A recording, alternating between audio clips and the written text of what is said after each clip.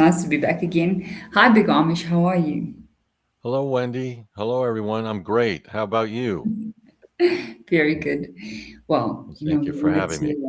Thank you. Thank you as always for being on the chats. So yeah, we were just talking about this video now. I think you mentioned that you were on this chat where Steve Goncalves was on Drunk Turkey's chats.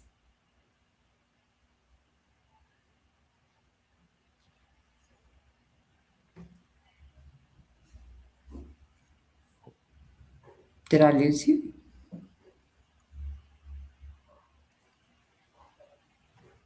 Oh, Wendy? Ah, I'm here, Big Amish. Oh, I don't Okay. know what. I think I had my YouTube channel open because I was pasting. I didn't. So hopefully there was no overlap. Oh, hi, Kelly. How are you?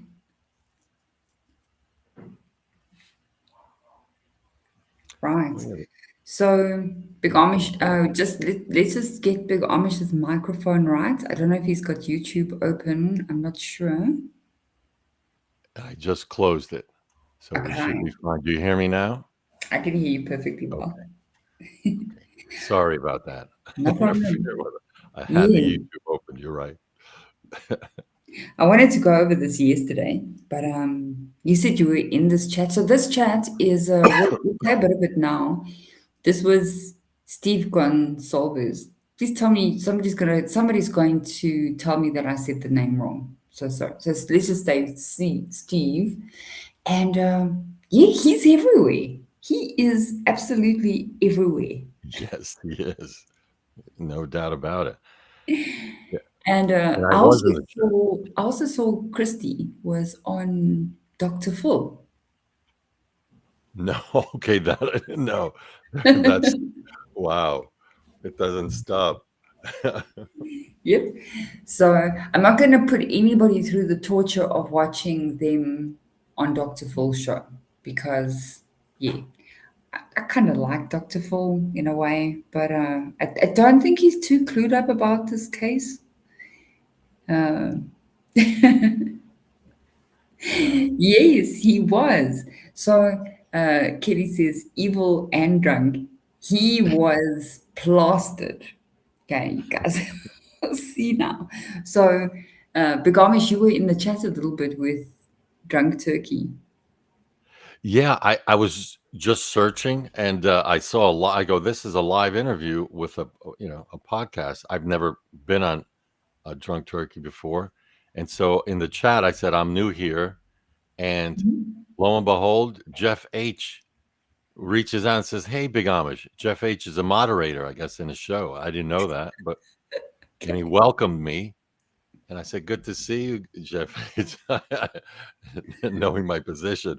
But he said, welcome, and all nice things. And I did interact a little bit with in the chat. I wasn't too provocative, but I did raise a couple of questions um, in it. Hi, Jethro.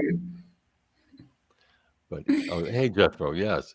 But it was a very interesting interview, and I guess certain as they called, I guess they would call people who are even if you're looking to vacate the plea as a pro burger, if you have questions, you're a pro burger. And so I, I, I got a sense of how, if you have a view that's different than theirs, how you're kind of attacked. And it was not me attacked. I wasn't attacked, but I guess there were certain people in the chat. Um, and so, and issues that Steve had, and then Well, also with Turvey, but it was very interesting. I it wasn't there for the was. whole It time. was. That's why I want to go over it. Well, like we love Jeff anyway. You know, the thing I'm going to say before we play this video is I did a post a while back and I think I want to do a short on this. I do not have a problem if somebody disagrees with me, but there are people that come in and they will be completely disrespectful, and then yeah, it's just wild. With Jeff, he's he doesn't share the same view as us, but he's never mean, he's never disrespectful. So I actually have a lot of respect for Jeff. Oh, hi, take it easy, Grams. How are you? Yes. Hey, Grams. Good to see you. Yeah, Jeff actually sent me. I didn't. I'm assuming he's Christian because he said I forgot what I had sent. I had chat, and he said, "What would so?" And he put it in an acronym. What would Jesus do? And I said, "Well said." Basically, so I really appreciate that from him, and hopefully he He comes is. in. He's very nice. Yeah, Look, he does say pro burgers, but he's never disrespectful. So this, yeah, I no, kind of like this to be a spot where people, look, you are free to disagree. yes, yes, I agree. It's a good Not being thing. toxic. So yeah, we all have our different views on things, just in general. So you I shouldn't. think Kelly Jeff is he's very much an empath because he feels sorry for the two survivors. He does, and he also, I think he's a little bit, how's the word? What I want to say is that he doesn't like to see the bad in people, really, except Brian. Yeah, you have to have a villain in every story. Only one person. Yeah, I think he can't comprehend that people can be that cruel. That's probably part of this whole case, is that I think people don't want to realize that people are capable of being horrible. I put a post on, it was like a written post. Did you see that? So, anyway, what happened is, before we play the video, is I won't put it on screen now. You can just go look under posts. So there was an operation, and this was in Pennsylvania. It was these kids. I think there was 14 students that were charged with trafficking. Two and yet 12 others charged in a substance trafficking ring. So yeah, uh, Wow, that's well. It goes to show you, right? You talk about distribution of things. You need kind of that type of access where maybe frats or sororities, whatever, they're involved at that local mhm. level, and it almost has to be. You need safe houses, and that's where they come in. So yeah, I would like to know more about that. Yeah, I forgot you can. he. So look under my post, but I'll also send you the article. So before we begin, let's see who's here. Oh, hi Linda, how are you? Good to see Oh, you. oh, Jeff, we were Jeff. just Yeah, talking about you. I was saying you're so sweet. yes, Jeff is very yeah, sweet. just yes, yes, he is. And when he sent me that message, what would Jesus do, Jeff? I really loved you for that. And Yeah. that's true. I follow the same principle. May not follow it all the time, but that well said, and I appreciate that. Yeah. Um, look, I think we should all be kind. You know what I mean? And we want to. We try to be. It's very difficult sometimes. Uh, Yeah, no, and I've never been on that show before, and he just welcomed me, so I really appreciated that. I didn't know yes. So what obviously question. the host of the show. I think he had Steve on about a year ago. Should we try and play it? Guys, be patient with me, please. Let's go to it. Um, let's see if I can do this again without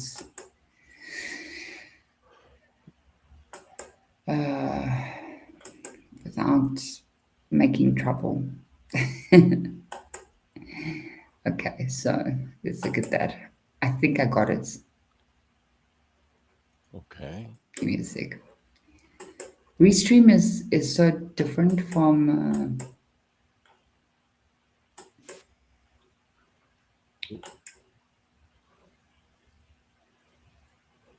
So, oh, No, not that one.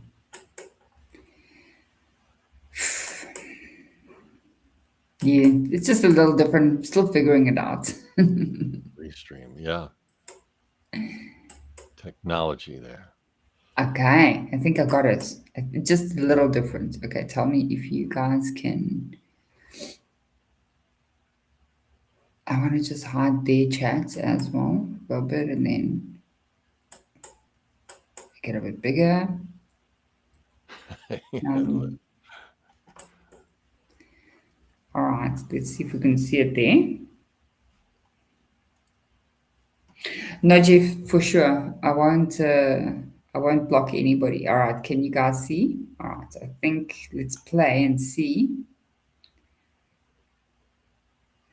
That's a good thing, Jeff. We don't always have to agree, but I was saying that you're always very respectful. So I Yes, he appreciate is. that about you. Cancel. All right. Yes, should I be mean to Jeff? It's good to have disagreements. All right, let's watch Drunk Turkey and Drunk Steve. Welcome, ladies and gentlemen, souls of the night. Once again, we gather in search of the truth, dark, and mystery. It's the Drunk Turkey Show. Big development today in the investigation into the murders of 4 University of Idaho students. According to state and local officials and court documents, 28-year-old Bryan Christopher Kohberger, has been arrested. He was arrested and arraigned this morning in Pennsylvania. We have new details on what Bryan Kohberger was doing right before his arrest. Police says a tactical team burst in to arrest the Idaho murder suspect. He was in pajamas and latest gloves, stuffing trash into Ziploc bags. Greetings from the year 3000. It still sucks. This is Phil J. Pride, and you're listening to the Drunken Turkey Show. Your one stop for this sort of thing. Hit that button, like and subscribe. You know what to do, just like every other podcast.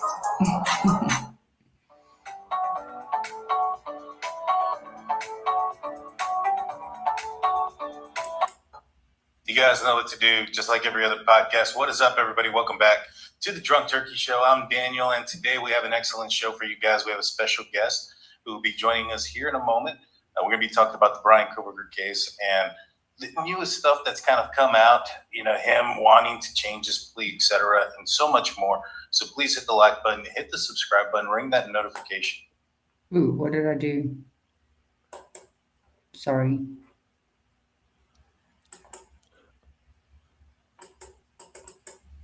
Sorry, guys. I did something wrong there.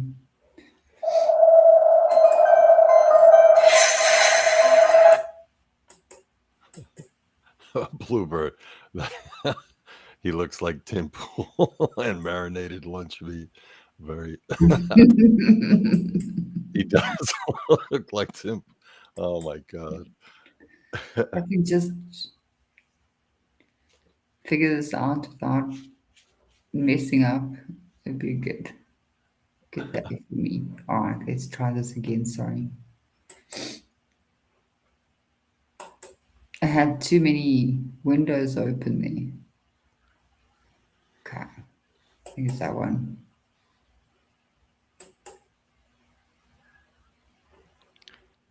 There's. Yeah, he's got business to do. He's got work to put in. There you go. Yeah, my dad told me the same thing. He's like, we need a third. And it just didn't happen before me. I got 3 daughters, 4. My oldest, she didn't make it through delivery. And so I would have 4 daughters. But yeah, my mom cursed me. She told me, because I have nothing but brothers, you're going to give me nothing but granddaughters. And she was right. She was right. Yeah, I told Christy we're having 5 boys, and I had the names picked out. She was not listening. So, we got 5, but we got 4 girls out of it, and it was actually probably the best thing. Okay, guys, can you see that?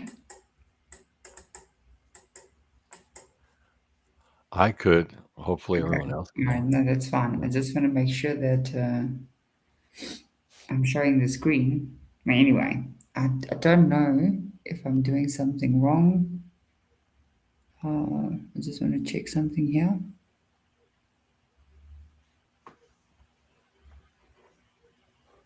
Okay.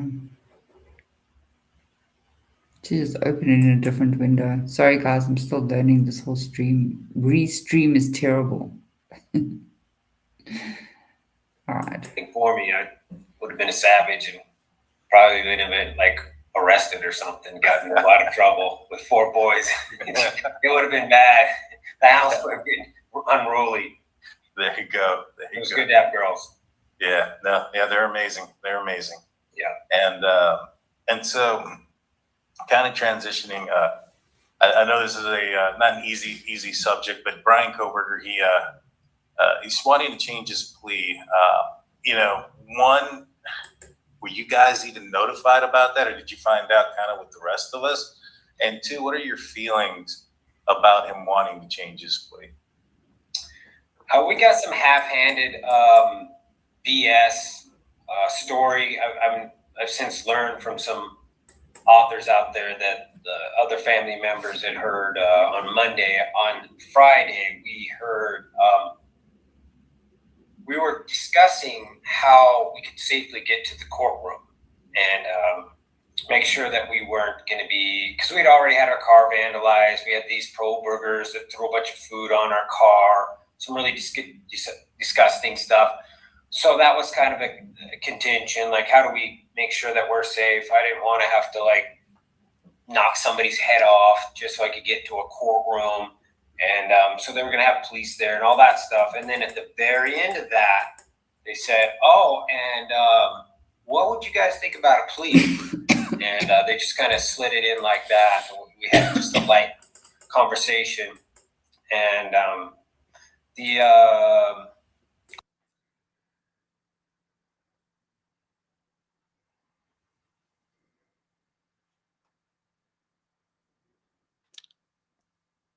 Did we lose you, Wendy?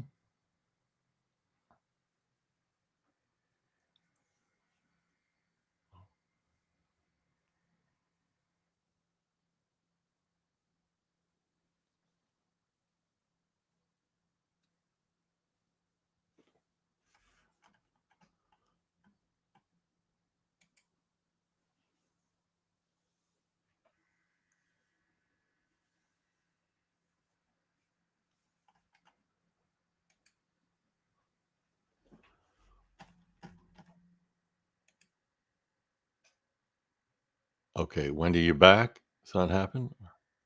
Can't hear you.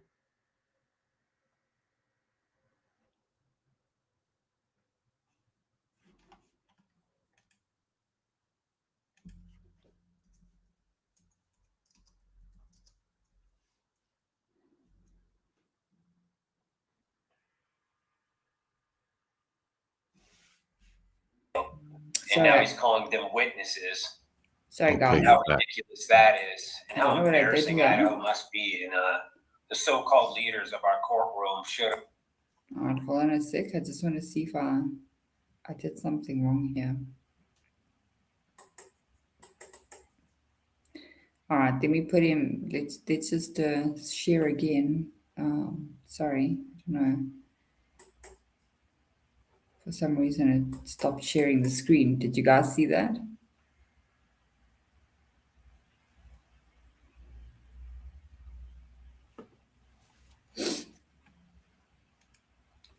Can you guys see the screen? It's not showing up yet. All right. Maybe there's a...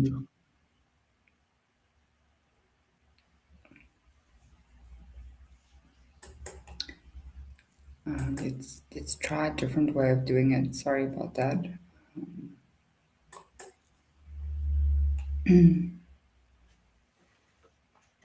Okay, I just want to take that one off, and let's see if it plays this time. Sorry, it wasn't playing. there you go.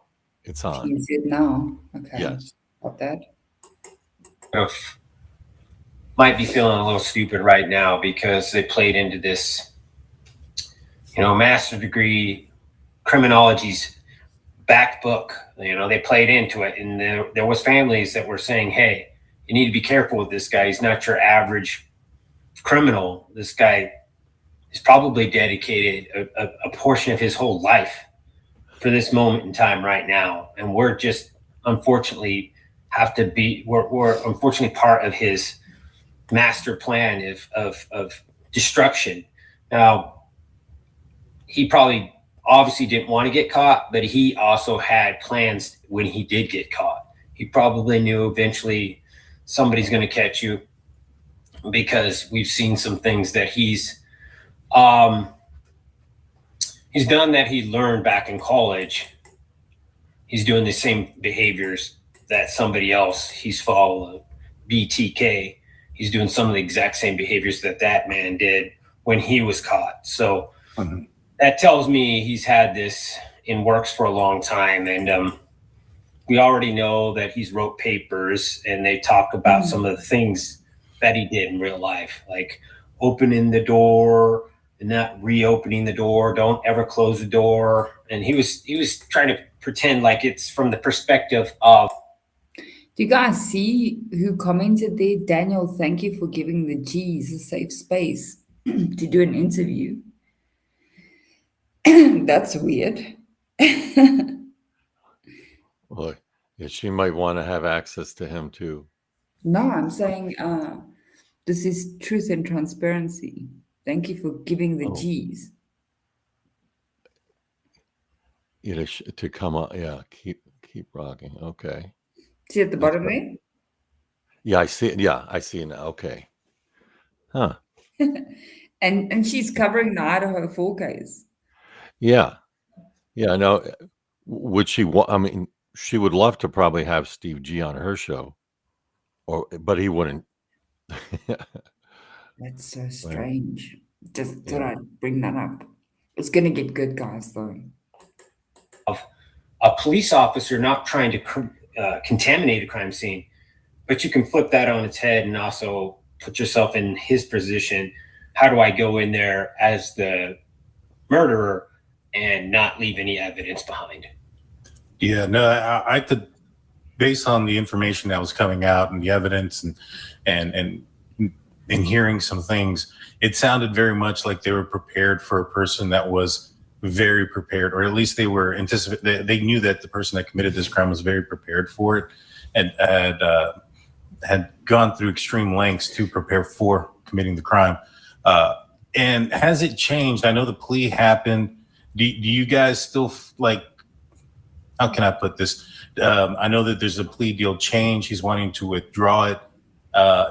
Has were y'all notified about that in a similar fashion as well, or is it been more openness since? No, they didn't notify us. The media notified me.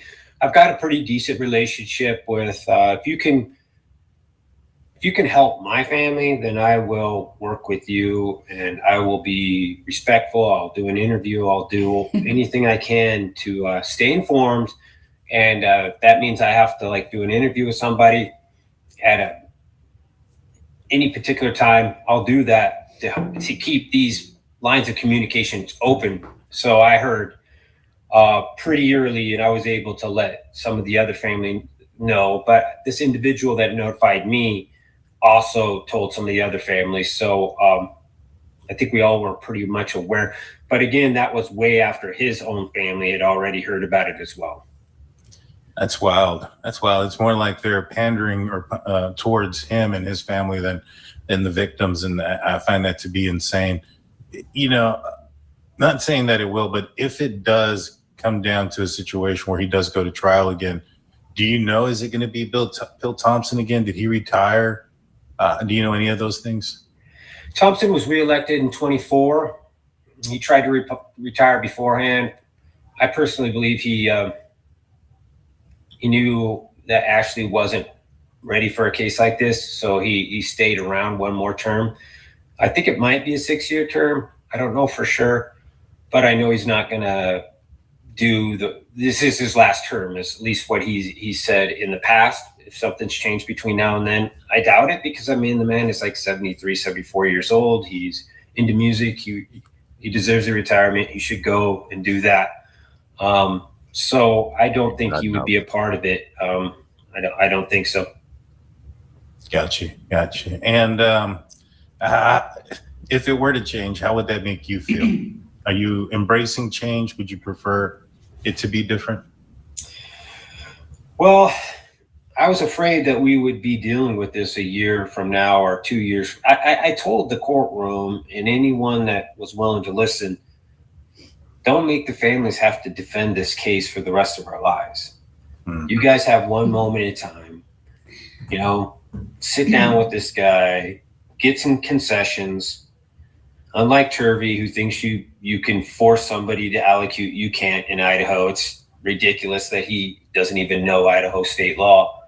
But you can't force that, even though he said that. You can only get concessions. You can go sit down, turn on the recorder, have Ann sit next to him and say, you are willing to give this information up because you understand that this is going to be used against you, and then have him lay it out. And he could have, there's strategies. You don't want to just get him to confess. You want him to confess to multiple things. Like, What? did you not break into the home? Because right now he's challenging he didn't murder them. But if you would have, if Thompson would have done his job like we were begging him to, because we had Shannon, who's a much better a lawyer than Thompson ever could have been. He was like, hey, he may challenge this confession, but he can't challenge both at the same time. So get him to say a separate plea that he did the burglary, and then get him to say the murder as separate offenses. So then you have multiple problems for him if he goes down the road of this. I'm going to go and I'm going to challenge what I said. I'm going to say I had ineffective counsel. So there's strategies that have been done throughout our states, all 50 of them put together. There's a lot of strategy that's out there.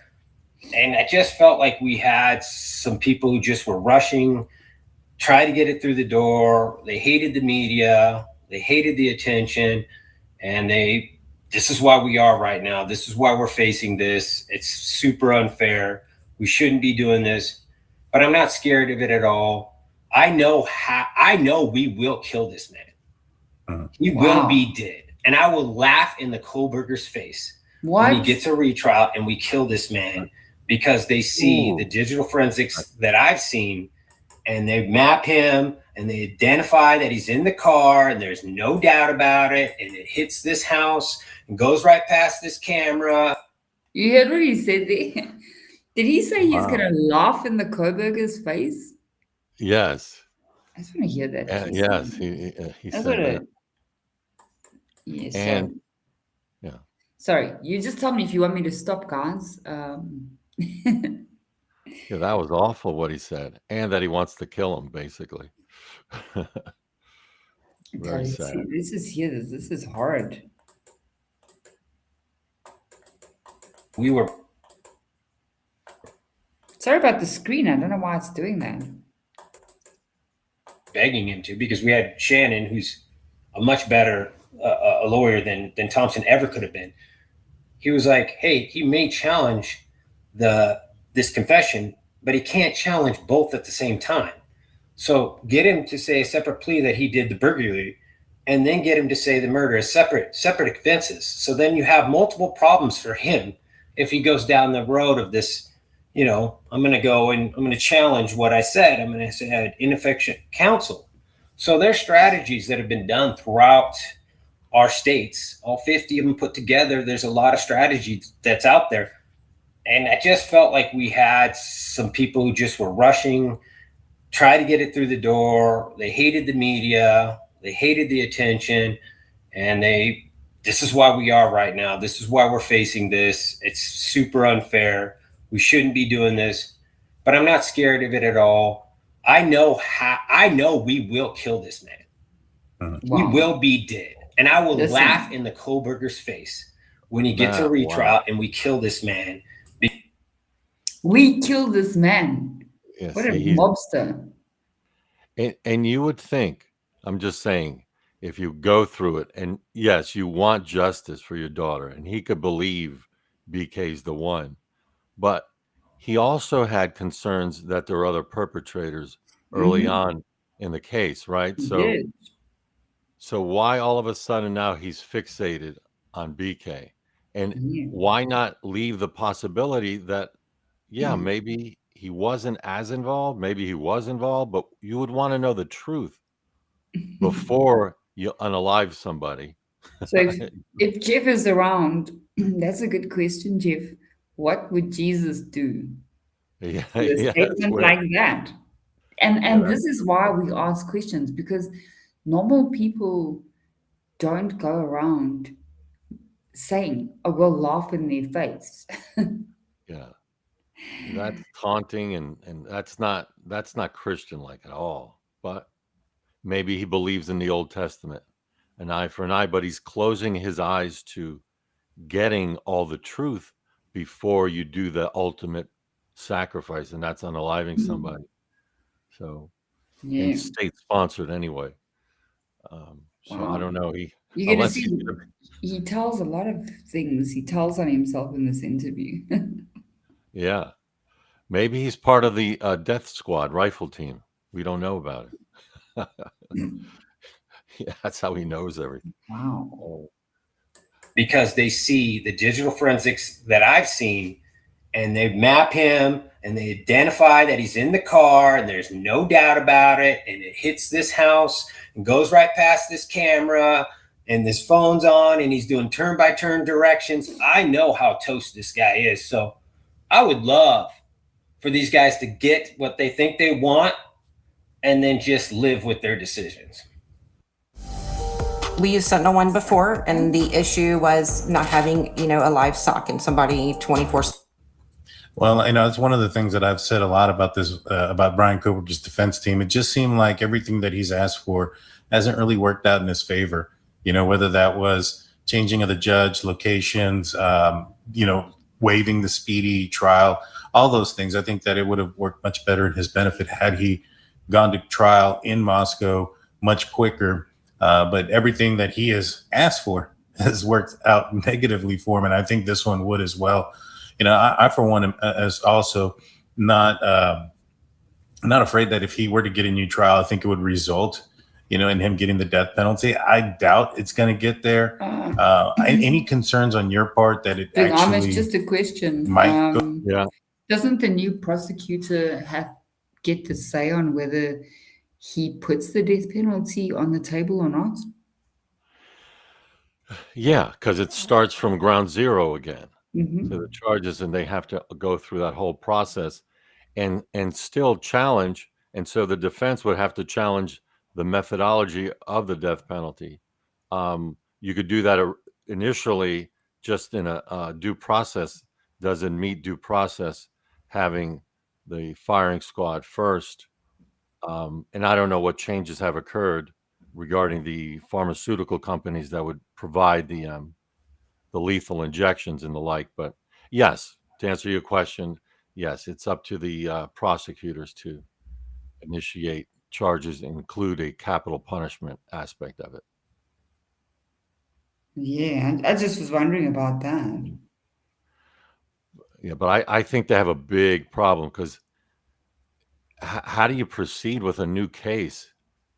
And Steve G bringing up the burglary charge. Actually, that's an interesting aspect of the case that I've somehow ignored as well, Mm-hmm. because you could vacate the plea as it relates to parts of the plea, maybe, perhaps.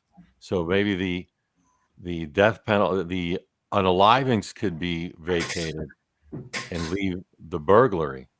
I mean, we're getting very nuanced here, but I don't see how it, based on what we've alleged as far as the structure of the plea being conflicted on so many levels and the truth not being there. So I have a hard time getting to that aspect that, burglary charge could remain while the rest of the plea gets vacated. It's a possibility, but don't believe that's realistic in that regard. But it's interesting what he brought up. Very. Go to trial. The highest I've ever heard an expert tell me is 3%. 3%. Yeah. And that's actually done with some kind of legal AI that goes through all the cases. Some argue a mass murderer has never been able to use this strategy, but there's some cases that are pending right now. So it's kind of hard to say. Mm-hmm. So the average is 1%, but I've heard as high as 3%. So I'll say 2% chance that this strategy works. And I hope I'm wrong on that, just because I don't want to put the other families through that, even though it's something that I would love to see. I'm built for war. I'm built for this type of stuff. I think we need leaders in our courtroom, and we don't have any anymore. 90% of our cases are settled out of our courtrooms. And it's hard because you make one little mistake and the people feel that you throw the whole baby out with the bathwater. And that's a hard argument. So we basically forced our country into a situation where we're going to get 90% of our major violent crimes being settled without our input. And I think that's a shame. And it's unfortunate, but I'm only a dad. There's only so much I can do. I'm focused on this case. I'm focused on other cases that we're going to be involved in with our charity work. So I'm a passionate kind of person, but you got to know get in where you fit in, right? I don't fit in all those different avenues. I'm going to let the courts be the courts. And I'm just going to be one of those dads that is the worst victim that you could ever ask for. Yeah, and that's all you can do. You're your daughter's advocate, and the one that speaks the loudest for her. And so you got to do what you got to do. And if it does go down that direction, I'll be in your corner backing you up, my man.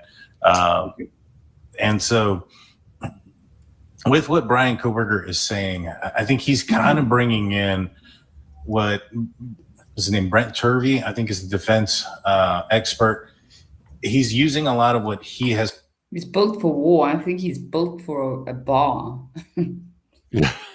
Yes.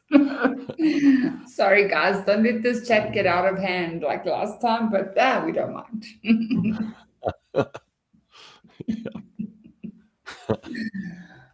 Just stop me if you want, Big Amish. Okay.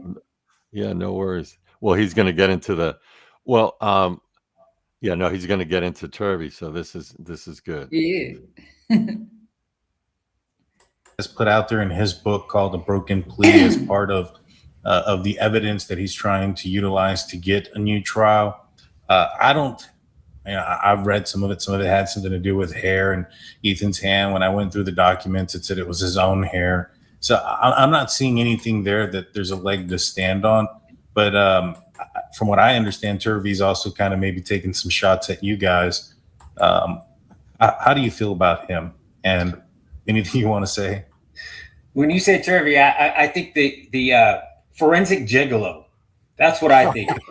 The guy who takes money to make your crime scene whatever you want it to be. Forensic gigolo. That is great. What? He's quite creative, actually. He goes that night.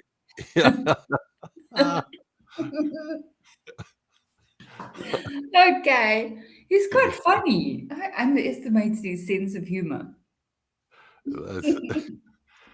Turvey wanders the evenings providing services. Oh my God. Forensic gigolo. Hey. He literally brags about taking tens of thousands of dollars and going into a crime scene and reenacting it, acting it, and making it what you need it to be. Do you need two perpetrators? Do you need a different weapon? Do you need multiple weapons? That's what this guy does. He walks into a crime scene with preconceived ideas that have been delivered with thousands of dollars. And then he goes in there and he finds them. So yeah, Turvey's a joke. I wish I could tell everybody what I know and what he's facing. And he should be really, really careful talking like he's me. I can talk all day long. I'm not the one being investigated. I'm not the one with information that I signed a contract to protect. They didn't give me anything. Everything I got, I earned. I paid for investigators. I had a private investigator. I did my things. Everything I got on my own. That man was given things, and those things have found their ways in different places, and they're all coming back. And He should be he should be listening to his lawyer. His lawyer's got to be telling him, you probably shouldn't be doing interviews anymore. What Well, one lawyer? of the weird things is, and one of the things that had. Don't you think Turvey's got a lawyer? Yes. Yeah. And it's not a yes. Yeah. 100%. And since we stopped it here, actually something about Turvey, or just in witnesses in general, if you're going to go on the stand, or you have a right to your own independent counsel. So even if you're like in a criminal case, and many of you might know this, but I'm just bringing it out for those who don't, or just rehashing it, that you have a right to have your own attorney present who could protect you from the questions, even though, so the judge has to now put, but usually you play more of a soft role. It's not really antagonistic, but if certain questions are posed to your client, and you could couch it and interfere with the questioning. So every witness, because basically when a witness takes a stand, is entitled to have their own attorney to protect their rights. Even as a witness, you might think there's no liability, but there is, depending on what you say. And you may not want to help a certain party that much. So I just raised that. Sorry to go off topic, but Oh, very interesting. and Sorry. I was going to say one shot I will say about Turvey in the other interviews, where he said that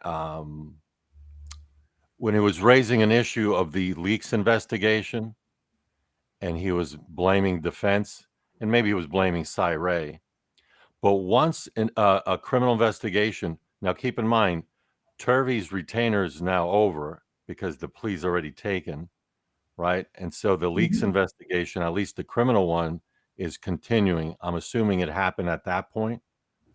But even if it happened during or after, Ann Taylor has a specific role to protect BK. Dr. Turvey knows that he has the right to get his own counsel for his own rights to be protected. So I just present that there because it rubbed me a little bit wrong, and I'm not sure why. But ultimately, whatever he says and everyone else has said, who are either retained experts or writing a book, all help BK's ability to vacate the plea, whether we like them or not. But I just wanted to point that out, that once the investigation where Turvey admitted that he was contacted, right? I remember that. He said he was contacted. And I forgot if he thought, he said he relayed it over to Ann Taylor, like it's her wheelhouse to deal with. Yes, as it relates to BK. However, she doesn't want to interfere with a investigation either. And Turvey knows that he has a right to his own attorney. You can't rely on BK's attorney, because then you create another conflict of interest. If she advocates beyond a certain amount, all she could say is, go ahead and talk to him, talk to them. So I think that was the right move by Ann Taylor. I just mentioned it. I know I'm getting into a side issue, but I want people to understand that you, as an expert, have a right to your own attorney to protect your interests and your rights. It had Yes, that's nothing what to I do was with Ann wondering Taylor. about. Yeah. Ann Taylor was looking to protect BK's case and defense. So, and yes, there's a little intertwining of Turvey being in that aspect, but he also knows to have his own attorney, because you don't know where it's going, the criminal investigation. So sorry about that. No problem. Has come up as the dateline, who leaked all the information. And I think a lot of people were looking in one direction, whether it was the prosecution or somebody, related to one of the victims, a family member or such. But then you hear what Turvey is saying and some of the claims that he's putting out there, I find odd and interesting, because there's some things that he shouldn't know. I mean, you have the person that creates or recreates the crime scene, and then you have the digital aspect of it, and sometimes those worlds don't intercept. However, he seems to have information that's outside of his expertise, so to speak. In fact, even Ann Taylor has said that he's speaking out of his expertise. Is I don't know. Are you catching the dot that I'm connecting here of potential where this leak might be coming from? I'll further it. So why does a crime scene expert have letters that BK wrote to his dog? Oh, wow. How do you correlate a crime scene with letters to a dog at his house back in Pennsylvania? So yeah, you're onto something, and everybody's onto something, and everybody's. He wrote to his dog, just end him immediately. Yes, Immediately, I love- take him out.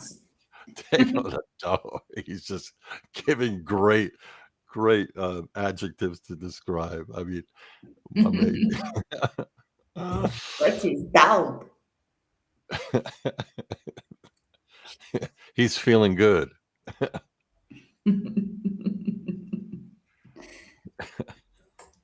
Reverse engineering back to this individual. Time is limited. There's an investigation going on. I was contacted today. I'm going to tell you that man's high on a list. I'm not on that list. I can sit here and smile my ass off. That man is looking at sanctions. He's looking at never, ever entering a court again. Or he can. Ooh. I've asked these questions. He can, but they can also bring up what has happened to this court order and how a violation could have occurred. And if he's actually the one that they go after, that'll be used ever all throughout his career. He'll never recover from it. So I hope him and his book buddy make enough money so that's his career, because he may be looking at some retraining. Maybe he goes back to the university. I heard he used to be in the university. Listen to this. Harassed a bunch of Listen to this. young, cute girls. So maybe he should go back there. Maybe that's why he really feels What did he aligned say with again? BK. 'Cause Like, I don't they think I had- was in the chat at any point at this point. So, I don't remember this. Yeah. So he's accusing Turvey now of because Turvey just said he's never seen a family do this. That's about what he said, right? He just said it's Oh just- yeah. Remember? Regarding going around the circuit, yes, I mean, and Yeah, now Steve decides, okay, I'm drunk enough to go below the belt. yes, I feel good enough to. But what did he say about Turvey? He was going after young college girls. Yeah. How does Now Steve know this? And just the way he says cute girls. That's It's very, weird. very weird, especially since his daughter was on OnlyFans. I mean, I don't know. I find this very troublesome, but okay, let's hear more. This is Just you don't describe college girls like that when you're a grown man, but okay. yeah, I agree. Yes, He would have any other guy would have said the way he went after young college girls, but Steve said cute young girls. Is that why he puts pictures of those girls in bikinis all over his Facebook page? I wonder. oh, he's really revealing himself. Isn't that Mhm. interesting? How evil actually shows itself. I'm not saying. Yeah. Let me retract that. I'm not saying he's evil. No, you're not. Just the way he phrased it Yeah. Yes. is just very creepy. Yes. Yes. That's better.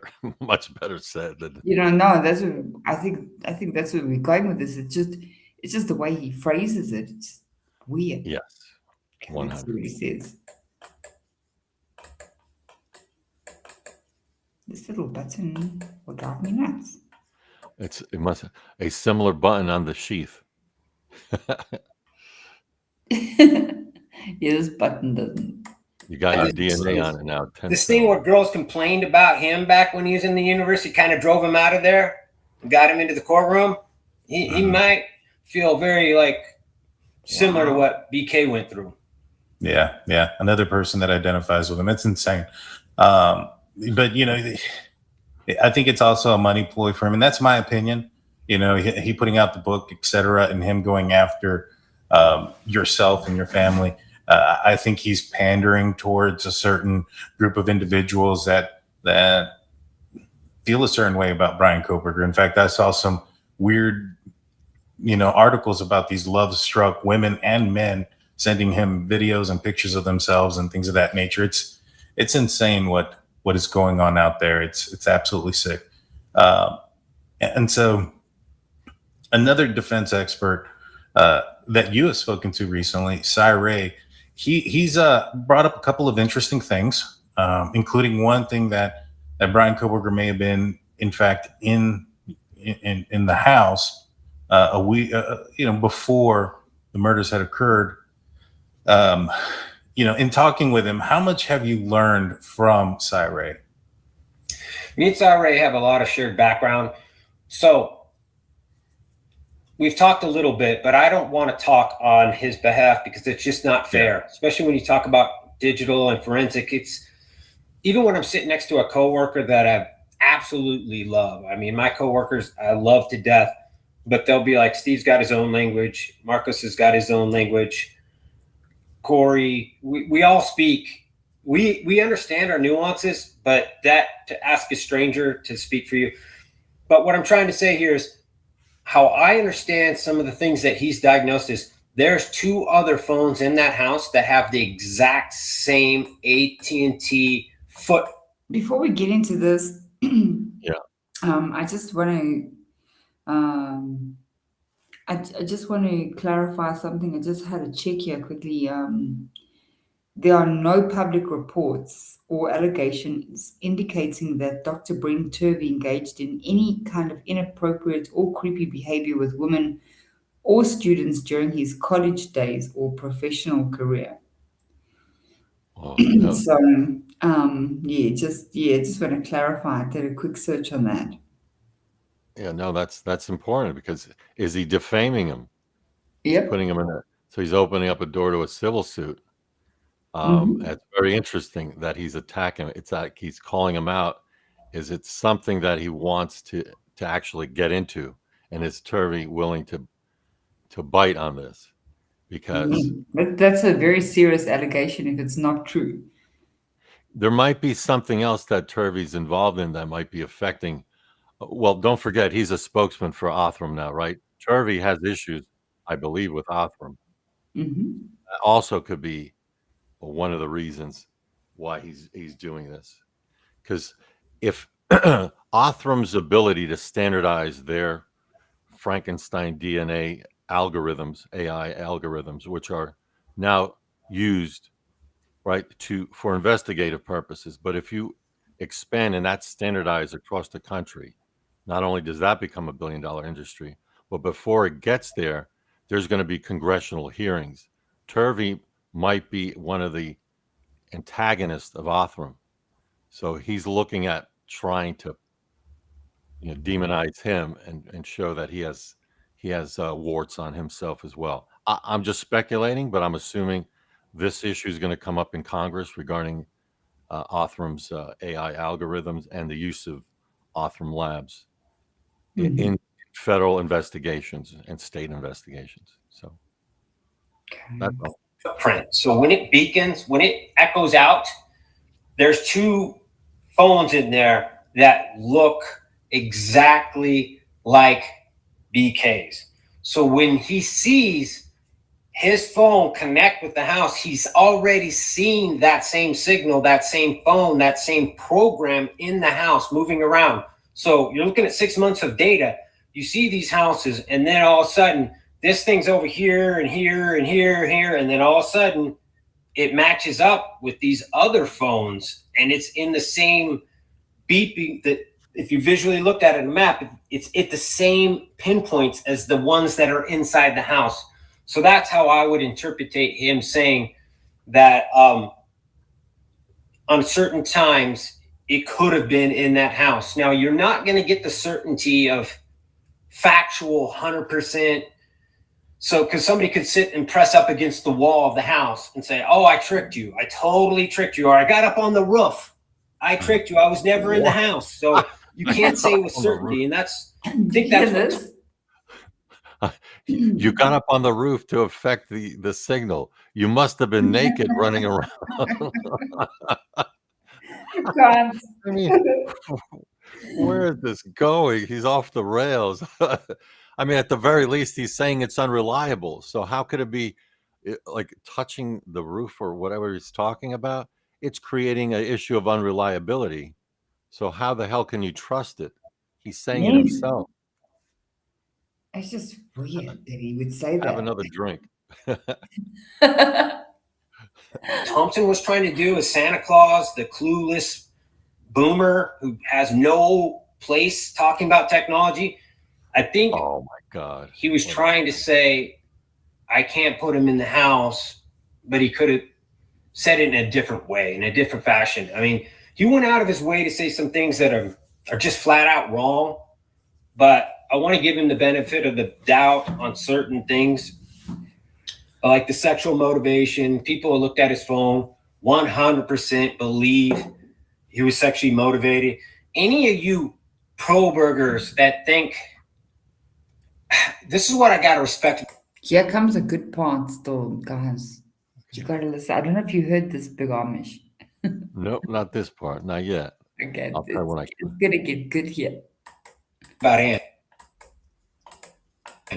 Ann put out enough breadcrumbs or seeds to get people to ingest her narrative and then live it, you know. So she was like, well, he's a criminologist. Of course he's got creepy, weird internet traffic, but she didn't want to go to court and for you guys to hear that his creepy internet was plastic surgery, women being ripped open and their breasts being pulled apart and gelatin stuck into them. That's not criminal. CIS, Ted Bundy. You guys all think you know what he was searching? No, this guy was. Oh wow. Oh, what is this? Plastic surgery? Gelatin. Gelatin. All this. You have fixated on boobs. I mean, if the crime scene involved, I mean, where is he getting this information from? These are videos that you can see publicly, by the way. Oh, okay, yes. Right? If Unbelievable. any of you have ever entertained the thought of having cosmetic surgery, you might have watched a video like this. Remember, Brian did have surgery on his stomach, I think, after he lost weight. Oh, okay. He had that procedure. I didn't know that, but I remember hearing something about, but I didn't know how he dealt with his overweight issues. Yes, I know he had some kind of surgery, but now, wow. Wow. Yeah, it's regarding they reduce your stomach. I don't know if that's the one, but yeah, I mean, this is very creepy that he's getting into this. This is weird. Oh, wow. Maybe was a he did. sicko. He was literally watching women being cut open and split apart in a procedure. That's what this man was getting off on, and that's who you're protecting. You women that are protecting this guy. How does he know how does he know? That's literally what he was getting off on. He's taunting him. He wants to get into a fight because there's something larger that we don't know yet involving the both of them, and it could very well be testimony regarding some financial interest that Steve G may have that Dr. Turvey is opposed to. So interesting to see what Wow. I'm just shocked that he's saying, how does he know what BK was like? Wow, that word. Yeah, it is very weird. Why would he even go there? It's like he says watching. He didn't say he's watching it. He's like, hey, that's what he's getting off on. How do you know that?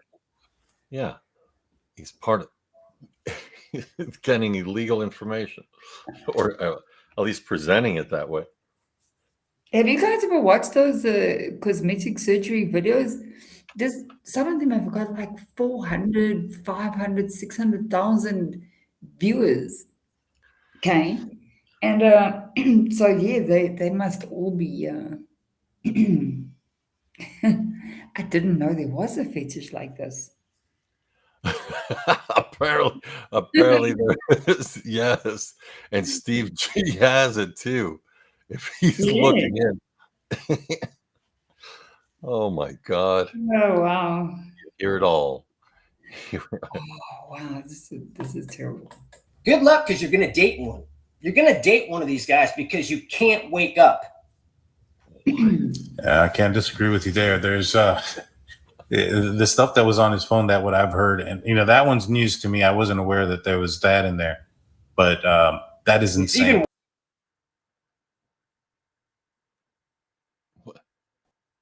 say, oh well, because like I'm guilty. Dumb fuck. Yeah. They don't care about that shit. What they care about is knives ripping through flesh like you did, and that's what he had. And if you have that, you're not a criminologist, a true crimer. You're a freaking weirdo. Yeah. I mean, it goes back to his Reddit stuff. His Reddit stuff was, so apparently he used the guys that he was Wendy, doing it for do DeSales. you have he a was doing it YouTube for his open? thesis. I However, the think it's post was echoing. taken down several times after he graduated and moved away from Pennsylvania, and he was still arguing and fighting to have the survey up. And so it had nothing to do with his current thesis anymore. He had already graduated. And so these things were all for self-gratification when it came to Bryan Kohberger. Whether it was talking with other criminals that had, filled out his survey, and or, what he was looking at online. I think it's pretty clear. That what you're talking about. That's why this individual called our family and said, hey, I was one of the people he kept calling back to. They investigated that deeply because there was a couple people that came forward and said, yeah, he was. Judy, thank you so much for the super chats. Thank you. Really appreciate it. Yes, thank you. Oh, thank you. Very kind. It was like a recruiting tool. He was using that post to figure out how to commit a good crime. Like he was saying, what if I throw this up, find all the people who got caught, then I interview them over and over again, then I can use that to not get caught. So, yeah. And then somebody suspected, like, this individual was like, I felt like he was getting off on my conversation. And then I hung up, and then he calls me back a couple of days and he goes, I knew at that point, because he goes straight back to the part where I was talking about her being drunk and passed out on the bed. And I'm literally taking her jewelry, going through our house, and she has no clue. And he just got off, like, tell me about that again. And he had new questions for me. Like he had just been twisting and cranking over that whole fantasy. And he was like, this guy likes what I'm saying. He's getting off on it. So then when this guy goes and murders 4 people, he's like, I'm picking up the phone. I've talked to this guy. So yeah, he was, yeah, like I said, the courtroom would have been very ugly for the Kohbergers, and that's why I'm all for it, because other than child molestation, this was going to be so dirty and ugly that they would have all been like taking down their videos and being like, I'm done with this guy. I'm done defending him, because these internet searches, these videos that they want to throw up here where they're blurring stuff, nah, that's not criminology. It's not our business what he watches, is it? No, but I was just typing this in the chat, but it brings up what Olivia said after the sentencing, right? That he was a PDF. That's kind of his angle on this, to demonize him. And it's a threat message that whoever, if he's in prison, that anyone who has access to him to basically unalive him. I don't know how else to read this. This is disturbing. Hey, I don't like that kind of stuff, but I don't particularly care if he was watching midget vomit porn. It's not my business.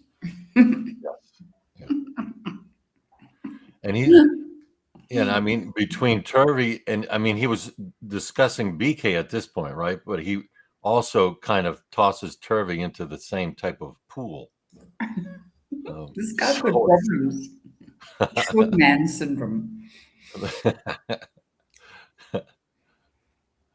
Wow. I don't care what he was watching. Oh, my yeah, business. It doesn't mean he did anything. no, but we would let Steve, let's see your internet search history. yeah, oh my God. That that would be a movie in itself. Why is he walking the streets? Oh Better my get yourself a VPN there, buddy. God. Really weird stuff. Oh yeah, no, yeah, and you know we've talked about this before too. This guy, in my opinion, had this plan that he wanted to commit a crime like this. I mean, he purchases the K-bar knife before he moves away from Pennsylvania. So, you know, he was graduating with his master's degree. He had gotten a job at WSU. He was going to be a teacher's assistant. He was going to move across country. This should have been the highest point of his life. And so, you know, the possible excuse that his world was crumbling around him, that he was losing his job, etc. I don't think that fits this narrative.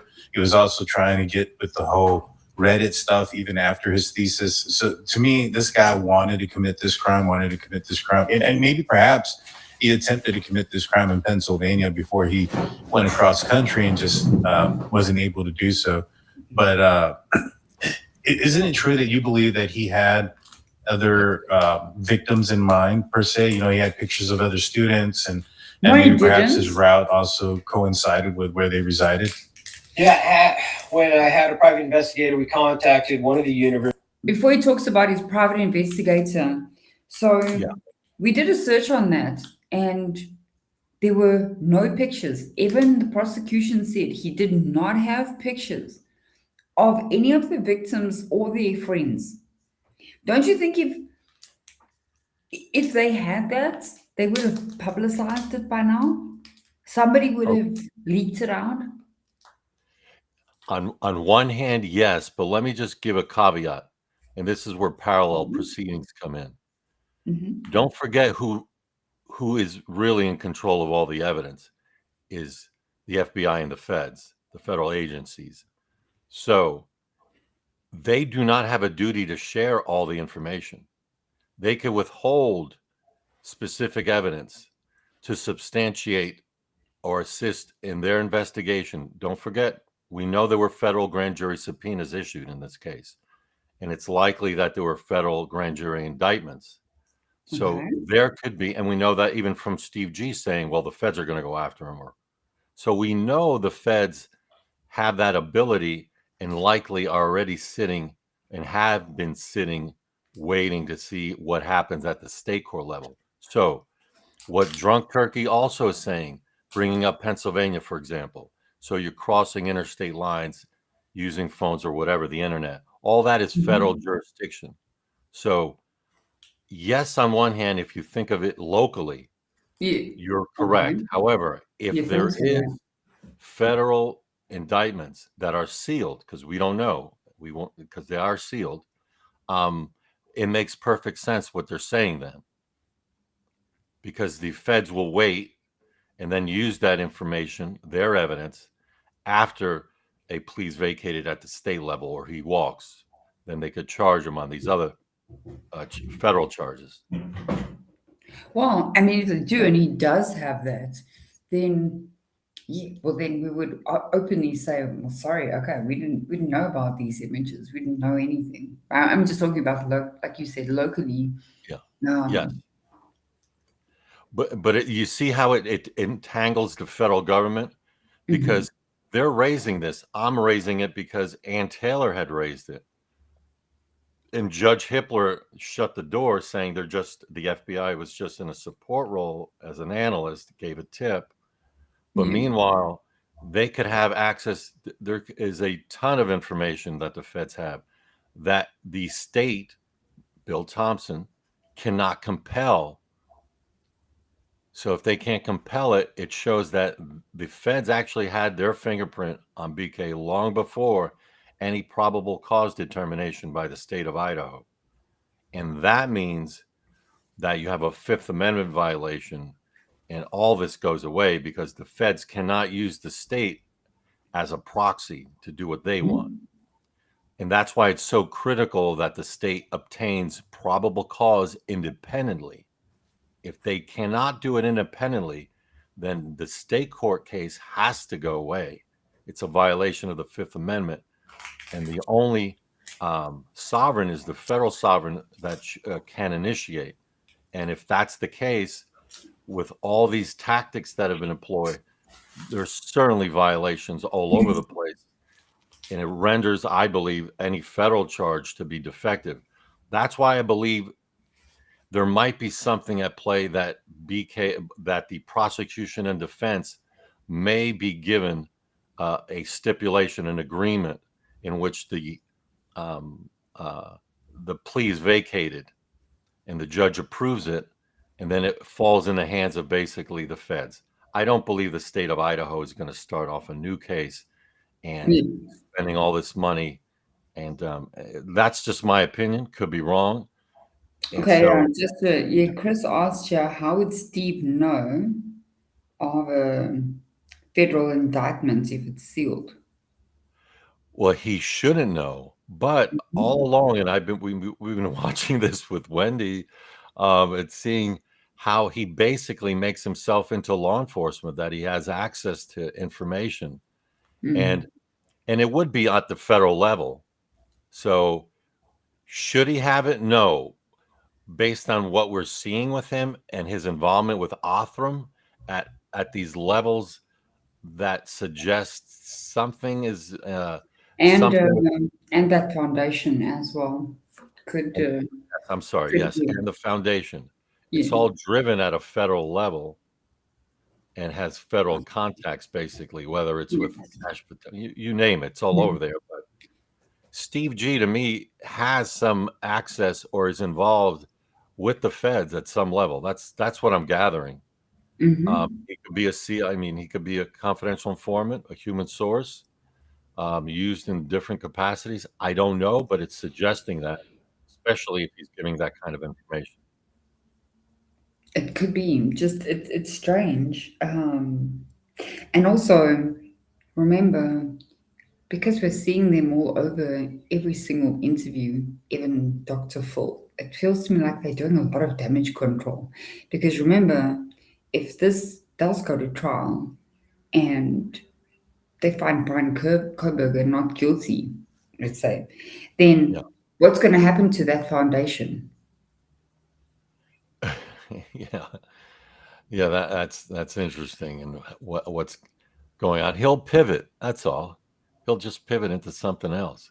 But the foundation, you're right. Maybe they just pivot a different way, change the name of the foundation, continue it in a different way on behalf of his daughter. That's all. And just keep pushing the IgG technology that he's so proud of. Because it feels to me that all these sudden interviews, I mean, I don't know, they've had many years and they have been on other interviews, but now suddenly they are everywhere. You look, there's a new interview of these. And what are they doing actually? Like it feels to me like they're panicking. They are panicking because if the plea, vacating the plea affects their WSU lawsuit. Right. That's number one. And that's where Cy comes into play, because Cy basically helps Steve G place BK at the house. Because causation, when you accept a plea under the theory that he sued WSU, the plea can be used to establish that BK committed these acts. So then it's just an issue of what did the university know? What duty did they have towards 1122 and the residents in there? And what did they violate? And foreseeable zone of danger, et cetera. So the plea being vacated changes all that. Changes it all. Right. So that's the problem I see is Steve G is panicking for multiple reasons, that being one of them. Yeah, wow. Okay, let's play here. First, because I won't throw it out there just because I don't I don't want anyone in the media to go and make these people feel like they got something to hide. But this university that he went to, so pick one of them, it is there. A girl came up and said she felt like he was following her, just like in WSU, where the people said he's following me around, he's going to my car. So then they basically tell my investigator, we were kind of like, because they were basically going to be honest, she wasn't that cute. So we're like, okay, we'll see.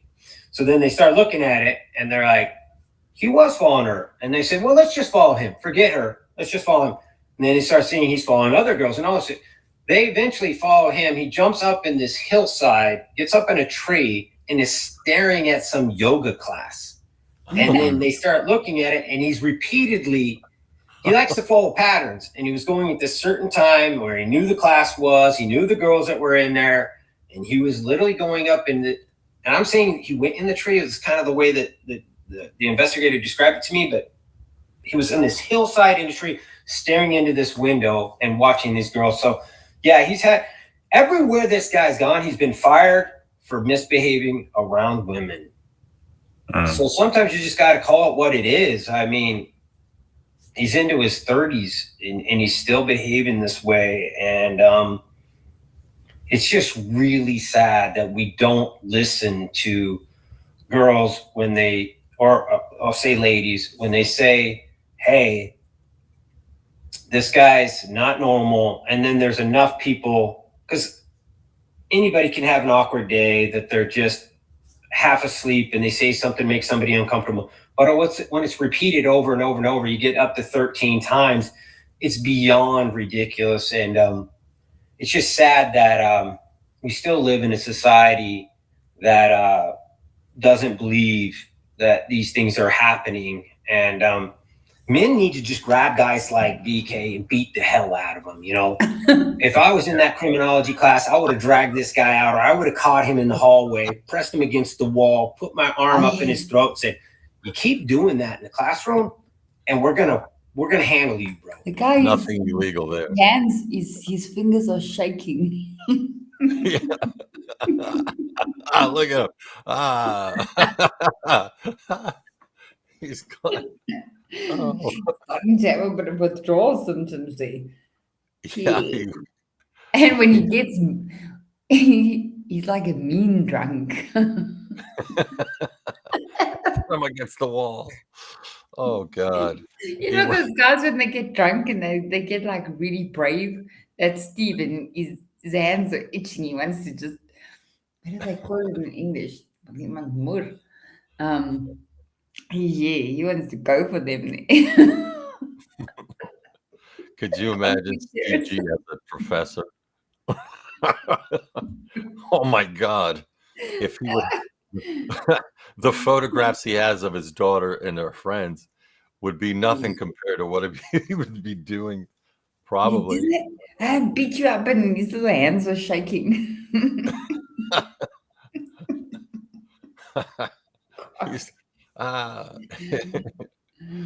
Oh wow, let's see what he says here. He's gonna make a nice threat. Yes. We're gonna handle you. Don't ever talk to so-and-so, because I had girls in the classroom. I played college football. We didn't let that shit happen. You didn't punk and humiliate and degrade girls in our classroom. We didn't do that. We weren't raised like that. So whoever was in this class, it's sad that maybe they did and it never got reported. So I should take that approach. Maybe somebody went and talked to him, but it's sad that more people didn't take it serious all the way through his career, from high school, probably middle school. We don't know that, but from high school all the way through, this individual, I heard in that police academy, if he would have been an employee at that point in his career, he would have been fired. But because he was a student, they couldn't fire him. And that's the only reason they couldn't remove him from campus. Wait, what? What? What did you hear that? You there? I'm there. Oh, yeah. That again? I'm sorry. I want to understand because Go back. I just want to hear what he says here. Hold on. I'll let you hear it again. whoever was in this class, it's sad that maybe they did and it never got reported. So I should take that approach. Maybe it did get, somebody went and talked to him, but it's sad that more people didn't take it serious all the way through his career, from high school, probably middle school. We don't know that, but from high school all the way through, this individual, I heard in that police academy, if he would have been an employee at that point in his career, he would have been fired. But because he was a student, they couldn't fire him. And that's What? the only reason they couldn't. Big Amish. Yeah. So now he's now in a police academy. I mean, it goes to, what is he saying here? Is he saying that he's an embedded asset? Police academy, and it wouldn't just be what police academy. So he's having training in the police academy. So okay, well, he's admitting it. Yeah, he's admitting it. It's interesting how these statements come out that assist BK, believe it or not, what he's saying. I mean, this is shocking that he's even saying it, and where did it come from? This is why don't get too tanked up before you go on a live chat.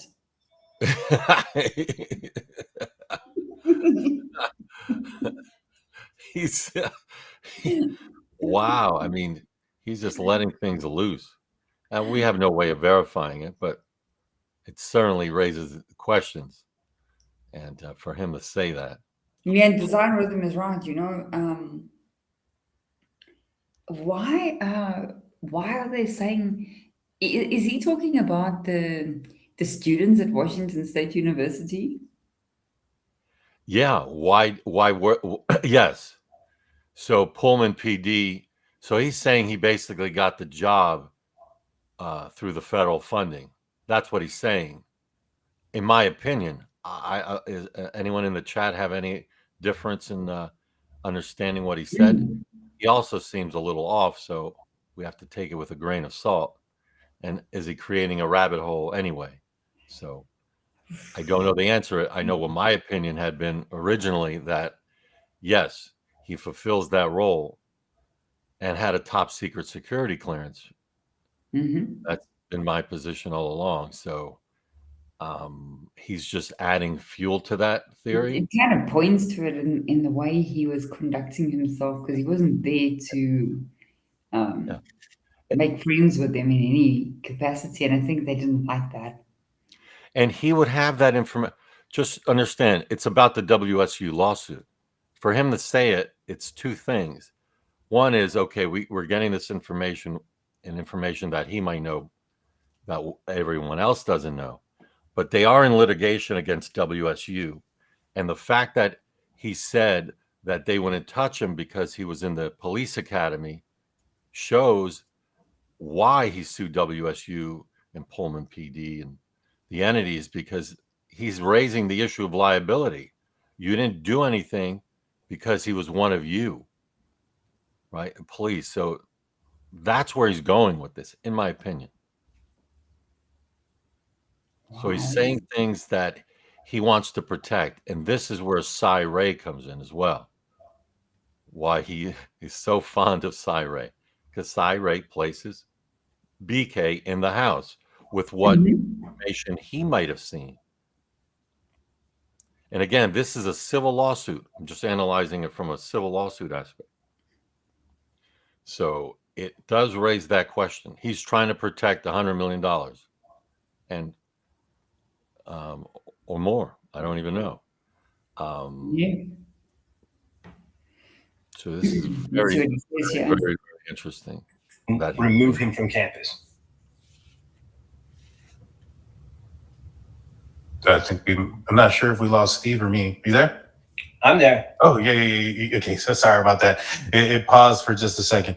Yeah, going back to when he was kicked out of the law enforcement class, is that what you're referring to, when he had to spend the rest of the high school year at, I think in the HVAC class, and then his senior year, he ended up having to do it online?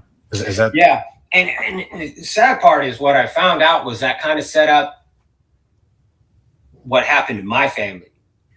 So he was in this criminal, he had these visions of grandeur. He's kind of like Turby. He went into every everything he did and thought that he was going to be the smartest person in the room and he was going to take over whatever he put his mind towards. He had that delusional, even though he even wrote on the internet, I'm kind of delusional. I'm kind of like, put myself in the center. Like, that's a good thing about sports. When you play sports, you think you're the stud quarterback, you think you're the linebacker, but you get out there and somebody smashes you a couple times and you're like, okay, I'm not that guy, but I got a place on the team. You know, I can play, I can do my thing. These guys that never play sports, they have these delusions. So he had these delusions, and they kicked him out of that because of the creepiness he did, some of the spying that he was doing on the girls. And they put him in his dad's class. They put him in HVAC, and that lit a fire under his ass that he said, they think I'm his, this person reported to me, he basically wrote and told his friends, and this is an author, they think I'm as dumb as my dad. They think I'm an idiot. They don't realize how smart I am. They're kicking me out. And it lit a fuse, and that's what started his master's degree. And he was like, at that point, he was just a druggy loser, and he started like really. Well, like, was Steve talking about Brian or his brother? Good point. Yeah, this is wow. That's actually like a low pot shot, because just because somebody's going through a period of their life where they've been on drugs doesn't mean they're a loser either. Right. Yeah, and I'm sure he struggle. And I'm sure he used it as well. 100% right. Steve G should know that firsthand. And his family. Yeah, I don't mean to bring up his brother, but I mean his brother beat his own parents up. Yeah, I didn't know that. Beat them up. He was in and out for drug use, and I don't want to bring it up. It's horrible. I actually feel bad bringing it up, but I'm just saying, you know, when somebody's struggling with addiction, I think everybody's had somebody in their life that they know is struggling with addiction. That's right. It's not nice. It's not nice. It's not even nice to watch them. So why is Steve being like a real asswipe? And bringing up things that Brian did, you know, just years ago, relevant. Yeah, you know, like, somebody struggled before. Why is he bringing it up and say, "Oh, he was a loser"? He's bringing it up for civil liability issues, I believe. He's trying to say he shouldn't have been trustworthy, but yet you put him in the police academy. Now it makes more and more sense, right? It doesn't. Yeah. And Steve's brother, as you pointed out before, Wendy, which I didn't know until you brought it up to my attention a few weeks back, was that he unalived somebody himself, a disabled person at that. So yeah, in a wheelchair. You should know about fairness, or at least having some empathy towards the truth. Not anything, but at least towards the truth, and making sure that if you're going to do something towards somebody or want something to happen, at least know all the facts and make sure they're true to a reasonable doubt, which never happened. Wow. Jeff, I'm sorry, I don't know who hit your comment. Guys, I'm not hiding the comments in the chat, so I don't know who is, but anyway, you don't have to. I know somebody might be. But yeah, I'm sorry about that, Jeff. This is why I'm saying design rhythm and Jeff. Can you see why we don't like what Steve's doing here? Because you don't really have a business to shame somebody. And that's the only reason we say, you know, do the same rules apply for your brother, because he should have some understanding of what it's like to have a family member. And I think all of us have had that. Many people have dealt with it. It's not nice to watch. And then, you know, when those people fix their lives, then why should you hold their past against them? Yeah, no, you're right. It's all about, you know, overcoming. And I mean, Jeff, think about what would Jesus say? I mean, or do. In this regard, he certainly wouldn't be following the steps of Steve G. It would be quite the opposite. It's actually assisting your brother who's burdened so much that they've fallen to this level. Wouldn't you give a helping hand? That's all. And by giving that helping hand, would it help them overcome? That's really the question. And he's saying, no, you don't deserve a helping hand. You just deserve the death penalty. That's how I view it. So Just shameful. it is. You can see in the comments, sorry about that, Jethro, and anybody who's gone through that. I mean, it's very, very painful. I can tell you, I think everybody can tell you it's painful watching somebody struggle with that. And then, yeah, you got this guy. Oh, wow. He's horrible. Putting himself in a mission towards being a criminologist, and that's how he crossed into our life. If he didn't get kicked out of that police academy, that's where he just would have been a bad cop. Yeah. And that's the thing we were trying to say. Like, some people think that how could you expect WSU or anybody to read his mind? We're not saying that. What we're trying to say is Pennsylvania got it right. He was a danger to those girls, and they removed him from those girls. And now those girls are well, and they're having babies and families. They're all good. Unfortunately for us, they never removed the danger. And now we have 4 people dead. Yeah. So they didn't read his mind back then, but they removed the danger. They removed him from that. And those girls are safe and sound. And that's the best thing you can do. So when people think, oh, how do they expect anyone to know that Bryan was a murderer or killer? No, you don't do that. I don't look at my coworkers and think that guy's a wife beater, but I might say, you can't be around her no more. This guy's got to be separated. He cannot be in the same room. What's he talking now again? What? It can't be in the same room. It's kind of like, just to give you an analogy, a proper one, or if someone is accused of workplace, like harassment, whether it's SA or whatever, if someone's accused of harassment, you remove the individual from that hostile work environment, not the victim, but actually the person perpetrating it, or both, just to protect them. So there has to be a removal aspect. He's just raising issues of civil liability, in my opinion. That's all. I'm just trying to give an analogy of what he's going with that. Jeez. And if you don't do it, if you don't remove that individual, once you have knowledge of the hostility or danger that he presents, you would have your duties breached and you would have liability. Wow. Okay, let's play. With no one else around, we got to get him out of here. He cannot control himself around her. That's the type of stuff I'm talking about to other men. When you see it, say something, do something. And, I wish that would have been done because my daughter would still be here in the world today. Yeah. Yeah. No, I feel for you, my man. And you're absolutely right. There was enough warning signs that was happening at WSU, for them to have wanted to terminate him within that one semester. There was the signs. In fact, when you have a professor saying that this guy is going to be a predator in the future, you probably need to start following those red flags and doing something about it. Not to mention, once something does happen and, November 13th happens, and then you have this guy who's a problem at your school, and you don't put the pieces together to figure that out, that this guy who's having issues, and especially when the bolo comes out that you're looking for a white Elantra, I just couldn't fathom how how WSU just dropped the ball multiple times there.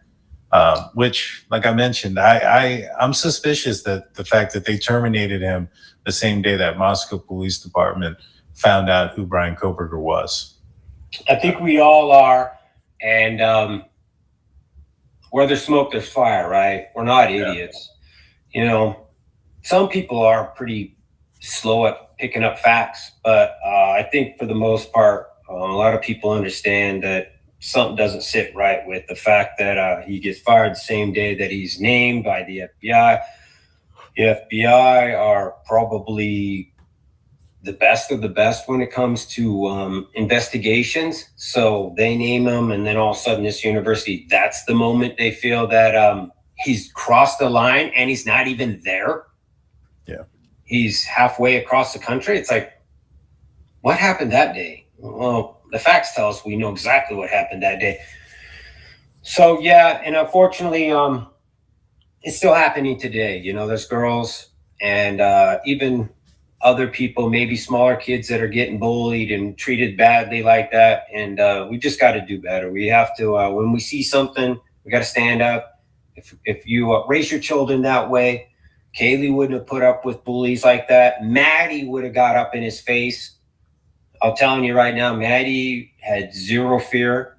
She would get into a guy's face and tell him, get out of here. Don't talk to my friend like that. She was very strong when it came to, she was a quieter girl, but when it came to somebody being bully or punking someone, she was the first one to jump up and get in there and be like, get out of here. So it's just unfortunate. It's unfortunate that we lost some really amazing people. But out of that came this. And we're working with the charity, Murder Has a Name, and we're going to help other families figure out how to hunt criminals, how to hunt who killed your children. I'm trying to, it's like a hunting course. Wow. I'm literally going to teach you how to go through your evidence, work with your investigator. Your investigator's already there. He's already got these nuggets there. Call him back up, say you got some funding, tell him, let's reopen this case and let's figure out if we can do some IGG. You know, hair back in the day was just, oh, is it the right color? Is it the right freaking texture? Those days are over. No, we can figure out way more information. So these guys that are doing these crimes, their time's a number.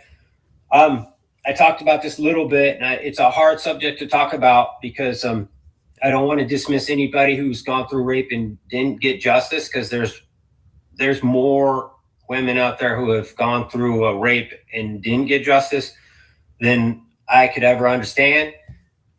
But going forward, rapes have dramatically dropped. They're the fastest category of dropping. They're in some places, in a lot of cities, they're dropping over 90%. What? Listen to this. Now he's our expert in statistics where he just has all these expertises in a variety of fields. This is not true. Listen what he says. Listen what he says here. Because people understand that the fluid exchange is pretty much guaranteed. You're not going to get away with it. So pre-planned murders are almost gone. There's going to be those ones where you guys get the picture, where a guy just gets out of control, but it starts off as one thing and turns into another. There's still going to be those, but unsolved rapes are very, very rare now. And I think, and I hope with the true crime community, we can get this message out that the same thing's going to happen to murder investigations. We're going to get to the point where you're going to drop a piece of hair, you're going to sneeze and leave some DNA, you're going to do something wrong, and it's not worth. You're going to sneeze? Yeah, and you're going to jail. Don't get a cold, anyone. Steve G will hunt you down. You know, I think what he doesn't realize here, when he says it's decreased, we have the same thing over here, right? So just when numbers drop in law enforcement, it doesn't mean that it's dropped. It means that people don't report it anymore. Like in this country, for example, there's a high rate of either it being underreported, right? Because the police data only captures like a little bit of, or like a fraction of the incidents that actually happen. People don't report it because they distrust the legal system. Okay. I mean, just give you an indication. I was scammed 2 years ago. I made a case with proof, with everything. I went to that police station every week. They did nothing. Now somebody scams me. I'm not even going to report it because I know they're not going to do anything. So, Sadly. yeah, they don't. So this is why I don't know where he comes with this stuff. I'm not trying to make it about me. I'm just giving an example here that a lot of people, they don't even, I don't know how it is there, so I can't say, but I know here, just even people talking amongst one another, they say, no, you know what, we're not even going to report this. I've seen people where they get hijacked and they don't even go and report hijacking just because they don't trust the cops. Yeah. And that has a chilling effect of reporting, right? If you know that the police are, this is how you're going to get treated, or they're not going to take it serious, it has a chilling effect on people actually reporting. Now, Yeah. there's also one other aspect, and I've seen it firsthand in DC, where they change how they define, let's say, unaliving, for example. And that's across the board, and it applies to everything. It's how you define something. It's like an algorithm, a search term. So if you define a R type of case only if it involves a weapon, and you define the weapon. So a R has to have a physical force with a knife, for example, at your throat. I'm defining it very critically. That's how I will consider a rape, or a gun, for example. Anything else you're not considering in your statistics anymore. So just by changing the definition, you alter the statistic, the data. And that happens. That happens a lot. So I just want to bring that to everyone's attention Yeah, too. that's true. Everybody says, yeah. Worth it. Go talk to a doctor.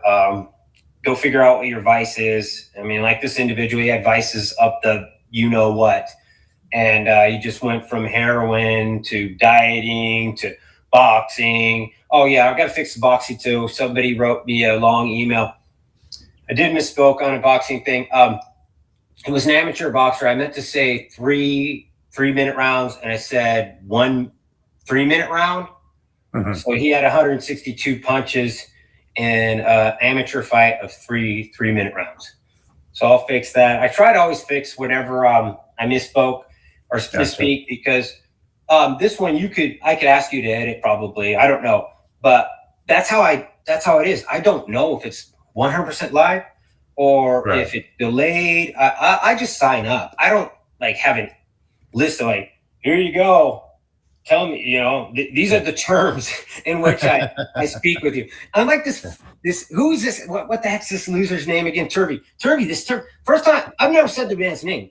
You want to say my name, Turvey? Let's have it, Turvey. Come get in my face. See what happens. So Turvey, I've never made a penny off an interview ever.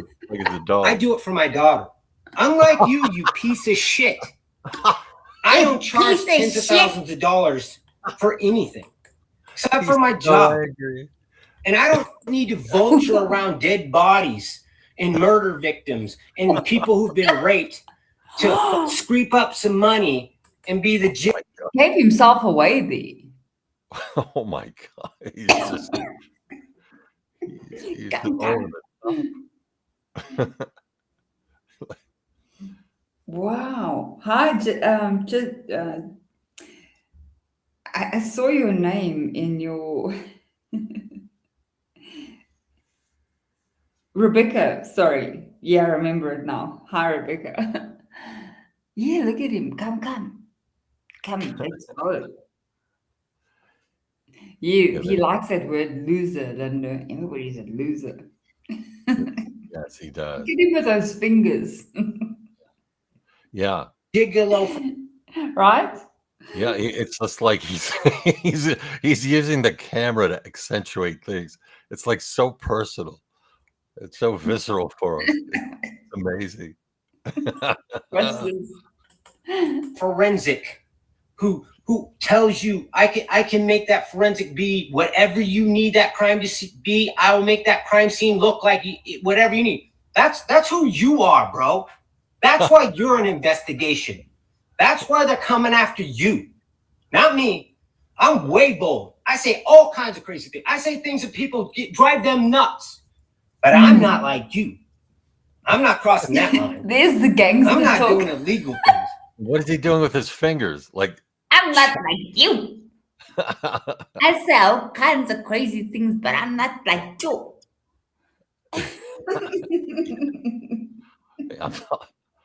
I'm better than you. Oh, You're a dog. God. Yeah. Nope, not at all, man. I'm just defending my daughter, and I'm doing it for free. So we issued out a challenge to that loser. He'll just ignore it. So don't speak on my name, bro, unless you really. We can handle it. We can handle it. Yeah, I thought his statements were pretty childish. You know, the fact that he said that, you know, you guys speak at Comic-Con. I mean, Comic-Con is it's for victims' family members to speak up and talk. I mean, there's been so many, and not, you know, in this case and in other cases where family members advocate for their family. I think it's outrageous to attack somebody who lost a family member in the manner that you guys. Well, I get it for him because he's a cuck.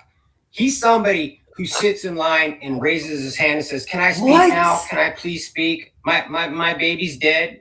Can I say something now?" I'm not that kind of guy. I don't ask for permission. I'm going to speak on my child's name. I'm going to do everything to protect these kids. I'm going to fight like nobody else. So maybe for him, it makes sense for us to be quiet and shut up and not do anything. But for me, this is who I am, not making any money. You didn't offer me any money. Nobody offers us any money. We're not. I think he said we went to CrimeCon looking for a documentary. What are you talking about, dude? What documentary? This guy's so full of shit. And if you never would have spoke my name, I never would have spoke his name. And I'm going to come for you, bro. And guess what? You're lucky I had to put Olivia on here because we would be sitting here and just ripping. You probably would not have a career anymore. Okay? That's how good Olivia is. Don't let me sick Olivia on you because it will. You talk. Big Amish, you talk. I can't. He's switching turvy with Olivia. Now, yeah, Olivia will rip them apart. And She going to call him the same thing. yeah, she has all this. Now she's pushing legislation, right? So look, I think Turvey's point is, you know, appropriate because even if you're doing a nonprofit, I'll make a prediction that any monies that come from the WSU lawsuit will be donated by the university. This is how it will end, to his foundation. And Othram will match it or give money as well to his foundation if they haven't done so already. But I see how I see now the wheels that are in place to resolve. You know, having a nonprofit eases the issue, right, of the state of Washington to pay out a claim because you're giving it to a nonprofit. There's ways of getting into settlements that make it more palpable for your insurance carrier to basically address these issues. I'm getting far afield, but no. Tell us, why is that? Because it's a nonprofit is different than paying a claimant, technically. I mean, because the state writes it off. I don't know what the rules would be because you're giving basically a donation. That's how they could structure it. So the WSU lawsuit, the defendants, the state of Washington could actually donate money, so it's a write-off, and it's not paying a liability claim. So it's a little nuanced. I'm just raising it. I haven't really thought about that as much, but it does lend itself to what I'm saying.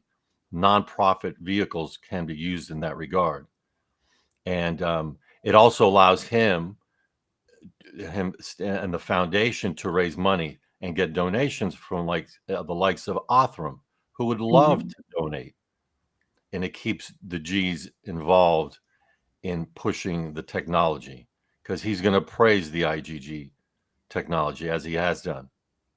Yeah. And that's what it's just raising these red flags. I'm not saying it's going to happen that way, But having established a nonprofit, that type of vehicle suggests a possibility of something happening in the settlement. Or could be wrong. It could just be related to Othram and the legislation that Olivia is involved in.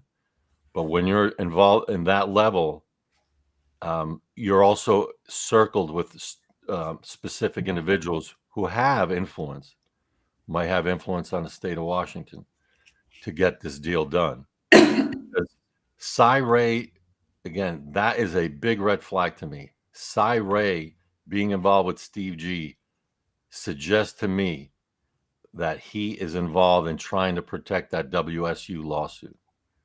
And the nonprofit only happened, what, a couple of months ago at most, that we're aware of. I don't know. I've not even researched when he actually opened the nonprofit. So, but just a lot of questions are coming up. Just before they did CrimeCon. Yeah, just before. So, Mm-hmm. it does raise a lot of questions. There's something coming down the pike. It really does. To me, I'm not saying it's going to happen. If the plea's vacated, the G's stand to lose a lot. If right now at this stage, if he could get a settlement done and it goes to his nonprofit, as I'm suggesting, it basically helps all sides kind of avoid saying, well, I paid out this. No, the university is going to say, we made a donation. We realized that individuals were unalived. It's very sad. We're not admitting liability, but we're giving this donation for the Steve G family and others to promote this technology and hopefully assist families, just like the G's are talking about, in finding what happened to their loved ones and find the perpetrators of those crimes, no matter how old they are. So that's kind of the thought process of what I see is happening. Okay. Could be wrong. Just my opinion. Wow. Bad, dude. She's already sending me things. You said Kaylee's room was where the murder happened. That's how pathetic you are. Your little book with your little, you said it was in Kaylee's room and she was the target. You're clueless, bro. Your work is sloppy. I can't believe they paid you money. Yeah, you should never be in a courtroom again. And I hope they sanction you, and you never are. Oh, see, when you're looking at that kind of expert, that's probably an testament to what kind of defense he had. Which is when you have to lean on somebody like that. Is what I mean is you probably don't have much of a case. And like I said, I think they, he knew it, and which is why he pled guilty, and he wants to take it back now because he's not getting the right living conditions or whatever he thought he was going to get. And he's a work. He's a piece of crap. I agree. Yeah, 100%, man. I mean, that man, he spoke my name first. I never said one thing about him. I don't try to push other people's work. I just try to focus on the kids in the case. Yeah. I don't name drop. I don't do that. But if you're gonna bring my name up, here it comes. Here it comes, buddy. And what are some of the things that he's claiming? He claimed that there was hair in Ethan's hand. He talks like a teenager, a gangster. That it's Ethan's hair. I think he mentioned that there was. He likes to change because he's so late to the game. He's so pathetic. He'll listen to like Lana and some of these other people that correct him. So now he's saying it's on the bed bunk or next to the bed. He's trying to focus. But first he was saying he reached up and ripped it out of his head. But that sells books, right? He said that at first. Now he's like, well, it's not in his hand. It's next to the bed on part of the bedpost or whatever he's saying. And there is a chunk of hair there. But listen, people, I hate to be the guy to explain it to you. A chunk of hair. And I hate to do this. Now he says there is a chunk of hair there. Yes. He has to admit. Oh, unbelievable. Last week he said there was nothing. Yes. Yeah. Yes, you're right. You're right. Last week. One hair. All right. Well, one hair, maybe he said, or because the FBI testing one hair. I can't remember exactly, but yeah, now he's admitted a chunk of hair. Hey, and Turby pointed out there were 3 points of hair. One Yeah. in the hand had hair, bed frame had hair, and the wall had hair. So Jeez. He just keeps talking. It's like watching a wreck. certainly. But you see how he focused on the hand? Because that Mhm. is what the FBI tested one hair of. And because it wasn't BK's, they basically ignored any other trail going to other perpetrators, designed that way. And again, don't forget, the feds could withhold evidence from the state. They don't have to give, and they don't have to. They don't have to let you know about any testing that was done. It's all up to them what they're going to channel through to the state of Idaho for their prosecution. Jeez. Okay. And I hope any parent that's part of this case turn this off right now. He's wielding a knife in their heads. Chunks of hair and flesh are ripping off their skulls. Hair's everywhere. It's everywhere. And for you Is that guys to what be he's doing? manipulated, not understand that there's chunks of hair with blood on it and they're not going to process it, no shit. No shit. They know exactly where it came because you could go plug it right back in. And that goes for both crime scenes. So don't get manipulated by a loser writing a book. And that's the only reason I'm saying this. I would never say this. I would have taken this to the grave. But this loser trying to make money off you and manipulate you guys, and you run around like clowns saying Ethan had a chunk of hair with some focus. We could change the whole case. We're gonna change the whole case. You guys are idiots, man. And you're getting manipulated. And that's what really frustrates me, is you're getting so manipulated that I'm like, you know what? Maybe I just gotta come out, give the nitty gritty, the hardcore stuff, the stuff I can't see on TV. And that's why I chose yours. And that's why we're here. That's why we're seeing it. It's very clear that hair has nothing to do with him. And the fact that that kindergarten retard wrote it in there like that, whoa, good luck. Good luck, because that isn't enough. They never said it was your hair, bro. How's that going to be a big enough game changer to overturn your conviction? You're not even pointing to something Unknown evidence that is meaningful to change the outcome of the case. You have to point to new evidence that is so radical that if it went to court, you would have been found innocent. The fact that somebody's hair wasn't tested has zero. That's an alternative suspect. Whether he should That's all. accept What's your opinion on that, Big Amish? Well, he's wrong. He's pushing the case forward. For our purposes alone on the PCR, it's what information, what evidence BK didn't know about that was necessary for him to waive his rights, a knowing, willing, and intelligent waiver, a voluntary waiver. So that's where it goes to as well. In addition, it goes to the additional perpetrators, other perpetrators, which the defense wasn't allowed to bring in because they said you don't have enough evidence. I forgot the standard Hippler used, but again, it's all within the realm of the feds holding that information, which I believe they have. I certainly believe there were other perpetrators. I think we all do, but that's being withheld by the feds, and they have every right to do so under the law, unless this is what Hitler should have done. Okay, to be fair, Hitler should have said to the state, I know you don't have the power to compel the feds to get this information that defense counsel is asking. However, if you don't do it, I'm going to dismiss the case. That happens. So there's an order to compel. The state can't produce it. The case gets dismissed. Then the feds bring their own case. Then you're in federal court and they could deal with it differently. And because he didn't speak about evidence in the PCR at all. No. Well, he said exculpatory. BK did raise the issue of exculpatory evidence. So there is that. Not in the same way that Steve is presenting it. Yeah, he's presenting it because he's saying, what did he said at trial, what would that prove? Or, well, we don't know. But he's not looking at what the rights are and how the process works for a defendant, right? He's not. He's just saying you should be killed. Just, I hate you. You're a demon. You do all these things, and you should be unalived. Mm-hmm. And he should know better that the truth is more. You could have those feelings, but your moral compass is what controls. And your moral compass, and most people say, I need more proof before I go to that level. I've lost my own, and now I'm going to do this to someone else. I should make sure.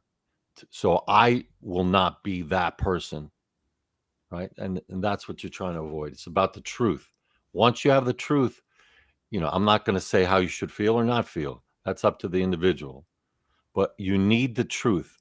And the truth has been concealed throughout the case. And even at the plea, which we've discussed before, Hippler being conflicted and Taylor conflicted because weeks before she said it's impossible to be effective counsel. Then weeks later, she said she was effective counsel and got all the discovery. And BK is stuck there not knowing anything. And Thompson saying that we're not going to allocute because we know he's going to lie. So they knew he wasn't going to tell the truth. So there were feigned truth by BK. And they all knew it. And the judge hammered it home because he didn't want to deal with the case anymore.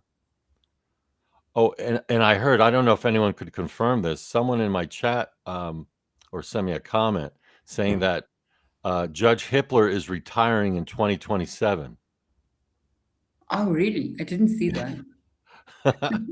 Now, I don't know if it's true or not, but wow. Just think of the other individuals in the case involved in the investigation, chiefs of police and other in law enforcement who retired. Well, they did. They all, a lot of them retired, right? Yes, because they have civil liability, in my opinion. And Othram, I believe, is going to get sued. I think Turvey alluded to it under a variety of legal theories, which that's its own separate show if you ever want to. But I thought about what Turvey said, and he's definitely looking at civil liability for certain individuals. Yeah, that is something that we can definitely look into for sure. All right, let's play here. Yeah.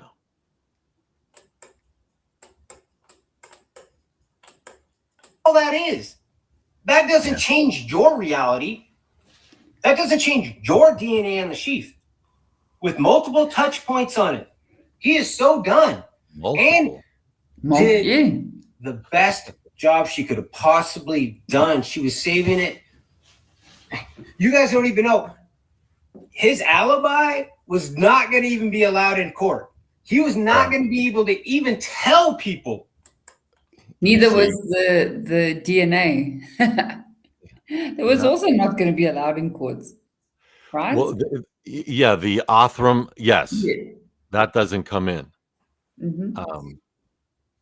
Because remember when they said to Ann Taylor in that hearing, she was arguing to have it excluded, and they said, "Okay, well, don't worry, we're not going to include it anyway.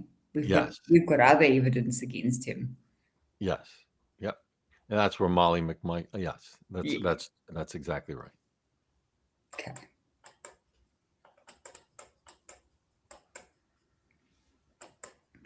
This button will drive me nuts.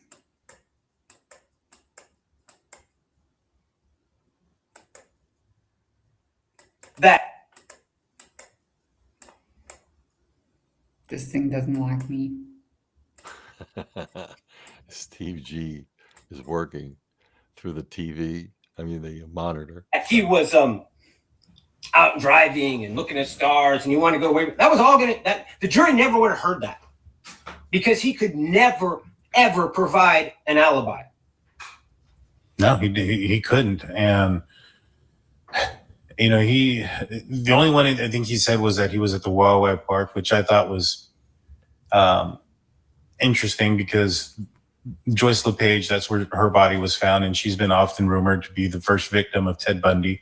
And when they looked at Bryan Kohberger's phone, it was riddled with Ted Bundy. It was riddled with Patrick Bateman from American It was on Psycho. his mind. Exactly. That's why. It was on his mind. And remember, when he chases her down the steps, and she goes and she does that thing, and that's what Dylan reports. And then Bethany hears the table get hit and cups bounce off the floor. Now you have two different sources. So all the conspiracy theories, follow me out here. You got somebody downstairs, somebody on the middle floor, both saying they hear something coming down the stairs, the table, a bang. That's probably the table, because she says I followed hearing cups.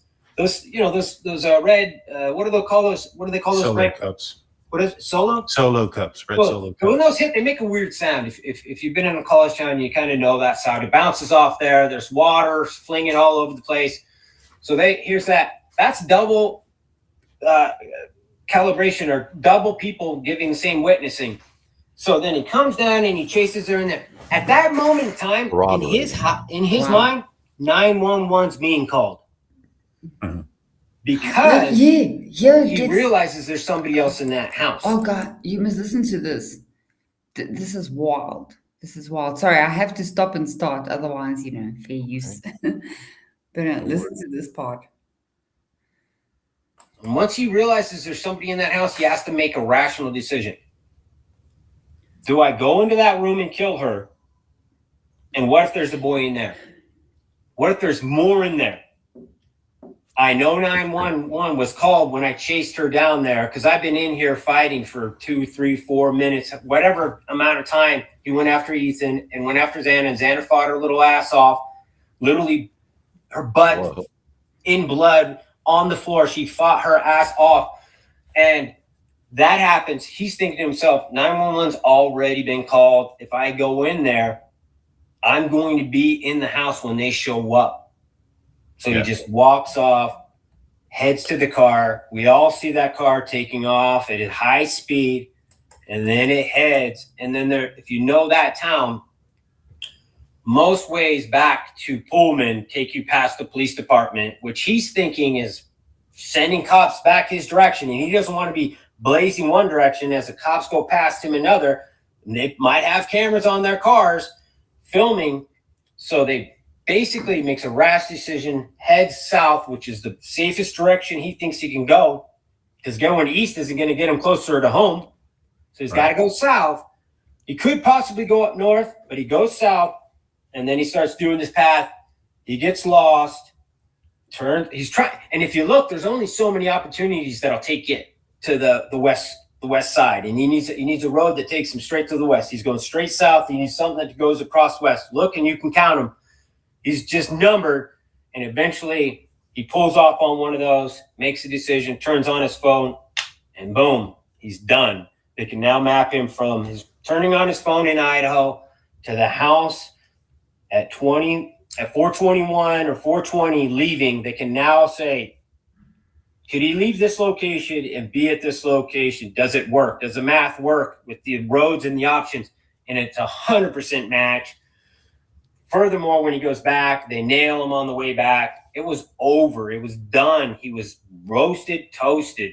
And I just wish Thompson would have had the courage to make case law, do all of America a favor. We're going to spend $8,000. Let's make some law. Let's shoot some holes in this guy. What? Tell everybody in the world you come here to Idaho and you kill our kids, you're going to end up and die like Texas. Texas is pretty badass. They don't play. I guarantee you there's men. Put some holes in them. I mean, how do you just have to laugh because he's just on the same rant. I don't know. I'm at a loss of words because he just keeps surprising with gifts of nuggets of his adjectives and what his belief system is. Very shocking.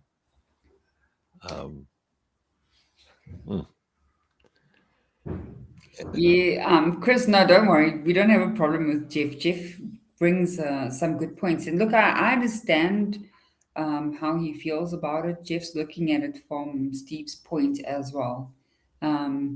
So I don't mind that his opinion differs from ours as well. But Jeff, I'm gonna go with this. You know what? I can just say if my father was carrying on like this on on somebody's channel, if something happened to me, I would yeah, I would not be very proud of him. Don't think he would have done something like that. It's And it's not the embarrassing. first time.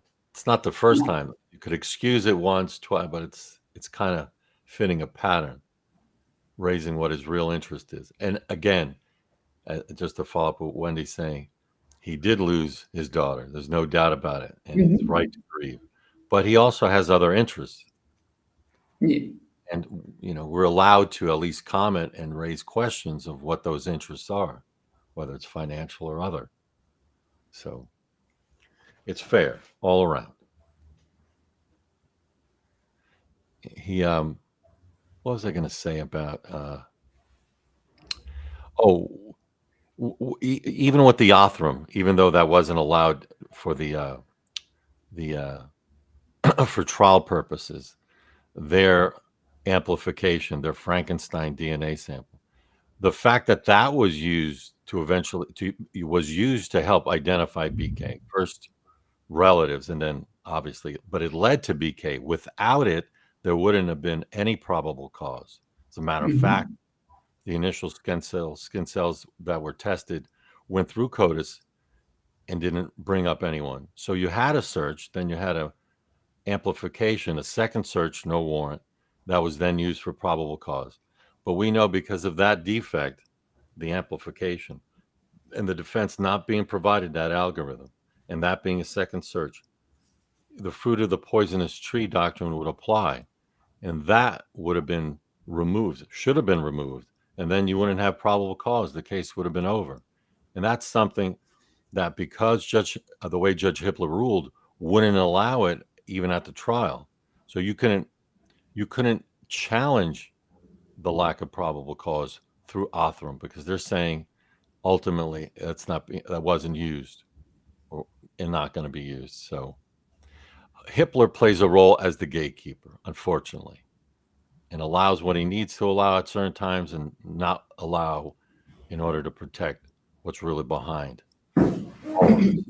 So sorry again. Yeah. No, no, no, no. Let's keep watching. And that are predators that think to themselves, I ain't going to Texas. I ain't going to Florida, because those places, those don't play. And here in Idaho, we have some work to do. But I'm not quitting. I'm not a quitter. Most of the people here did an amazing job, did a lot of hard work. We got 90% of it right, maybe even more than that.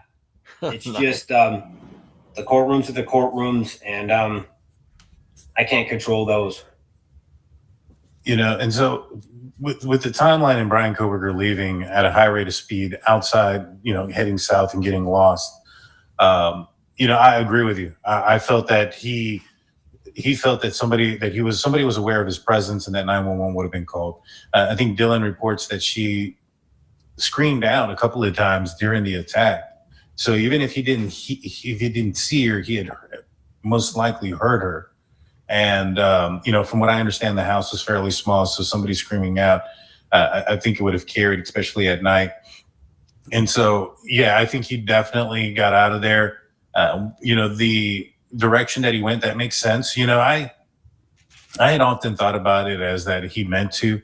I know that he downloaded the Broadcastify just before the murders happened around, oh gosh, what time was it? I think I actually have it here when it was, but he had downloaded Broadcastify that night. And what Broadcastify did was it would allow somebody to listen to the 911 dispatch from Whitcomb 911 that night, and which I believe both Pullman and Moscow, their emergency services go through that. So I thought that it had to do that, but the explanation of him panicking, knowing somebody's there, and him having to go a different direction away from law enforcement makes even more sense. And I think I like what you're saying, though, because I've thought the exact same thing, and I've heard multiple people that are very intelligent that do this for a living say the exact same. So put yourself in his position. The scenario that we gave, which is more Cy than me, I'll say that there's some of that we've always aligned with, but he added a little bit of nuance to it. But knowing what you're saying, if he knows once I turn this thing on, I can start hearing the cops talk, how much pressure does that put on him to want to turn that phone back on? Curiosity killed the cat.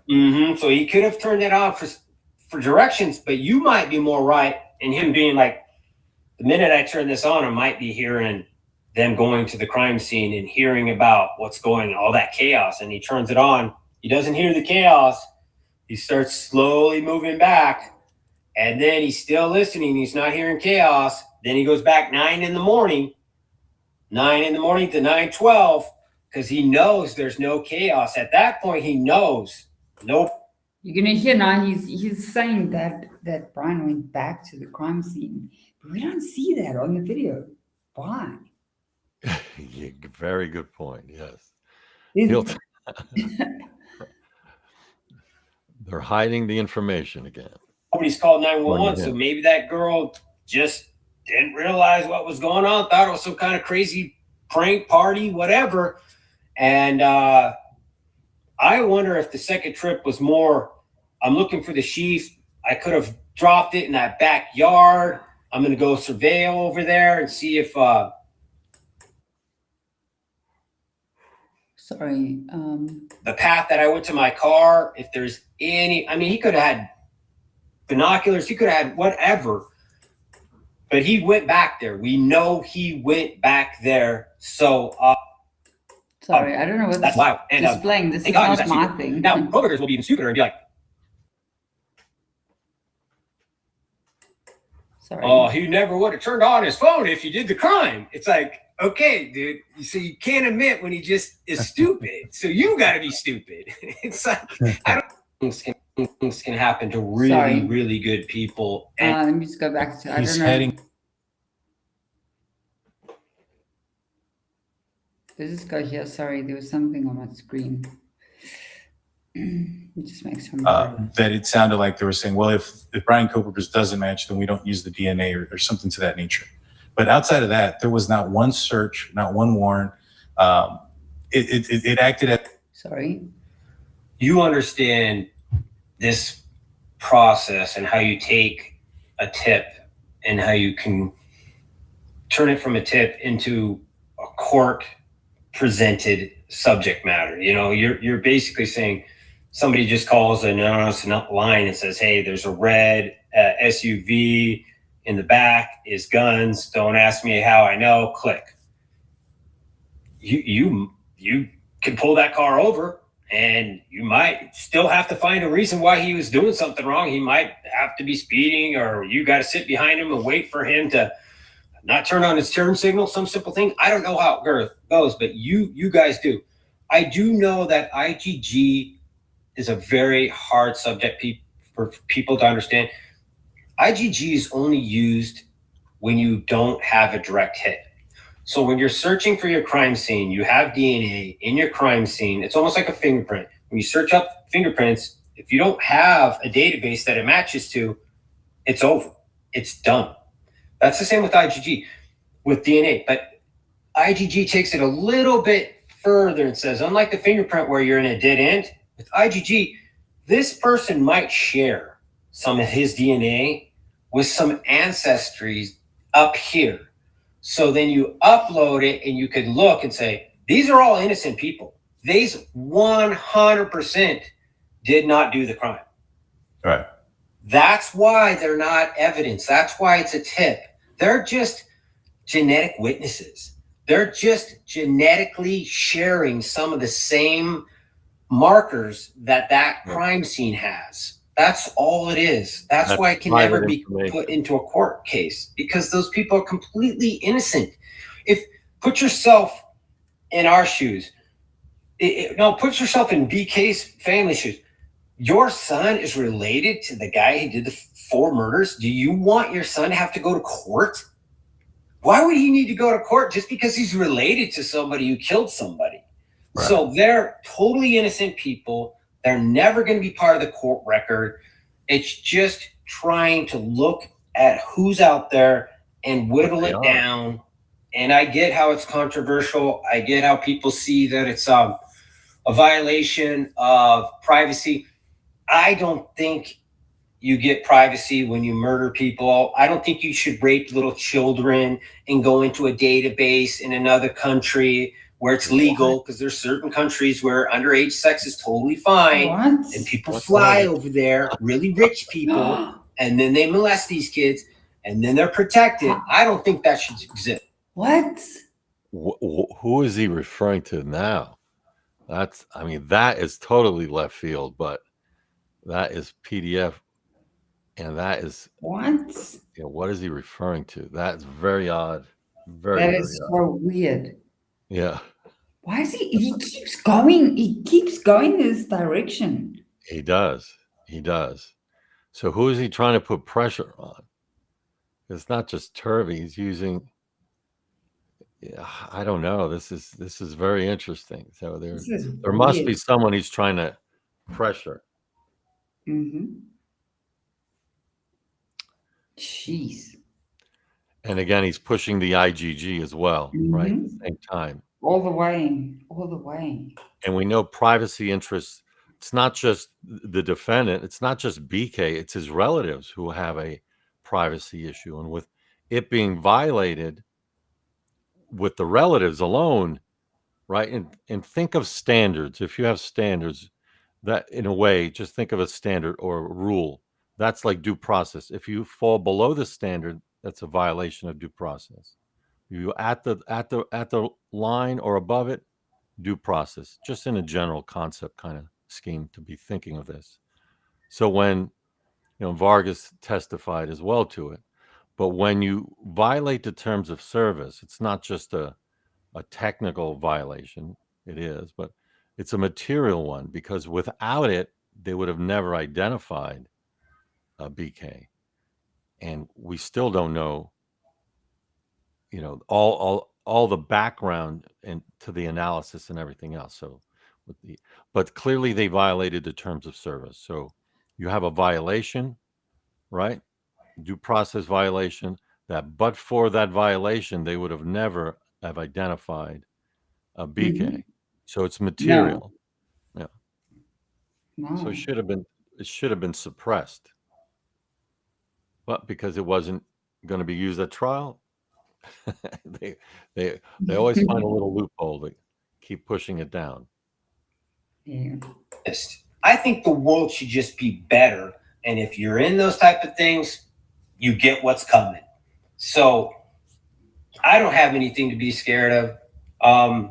I get where people are worried, but I'm telling you, that database is never going to set you up. There's no way they can go and take digital forensics from inside 23andMe and go put it in a crime scene. It's not organic. It's a digital fingerprint. It's a digital ones and zeros of who you are. They cannot reproduce that and go put it where it doesn't belong. And again, these are the type of things that really high up labs have told me we don't know how to address the audience, Steve. We don't know how to talk to people and tell people that our digital fingerprints of our 23s and all these different genealogies up there, those cannot be used against you. You're totally innocent.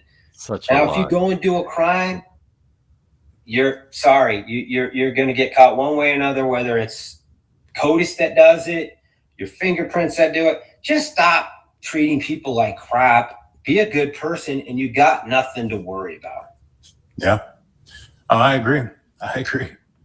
And then what you're saying is, yeah, you're right. I think what Sai was trying to say was, if they didn't prepare you guys for multiple layers of challenges, because he understood what was going on. They were trying to railroad a plea deal. It was a last minute thing. They wanted to crush it. They'd been working on it, and they wanted to tell all the families, if you just stop fighting, all your problems go away. And he knew that wasn't true, because he heard parents coming out there doing interviews just saying, we wanted to move on. This wasn't fair to us. And he knew, he's like, I don't think those families were told about IGG could be challenged, even though I don't think that's the proper one.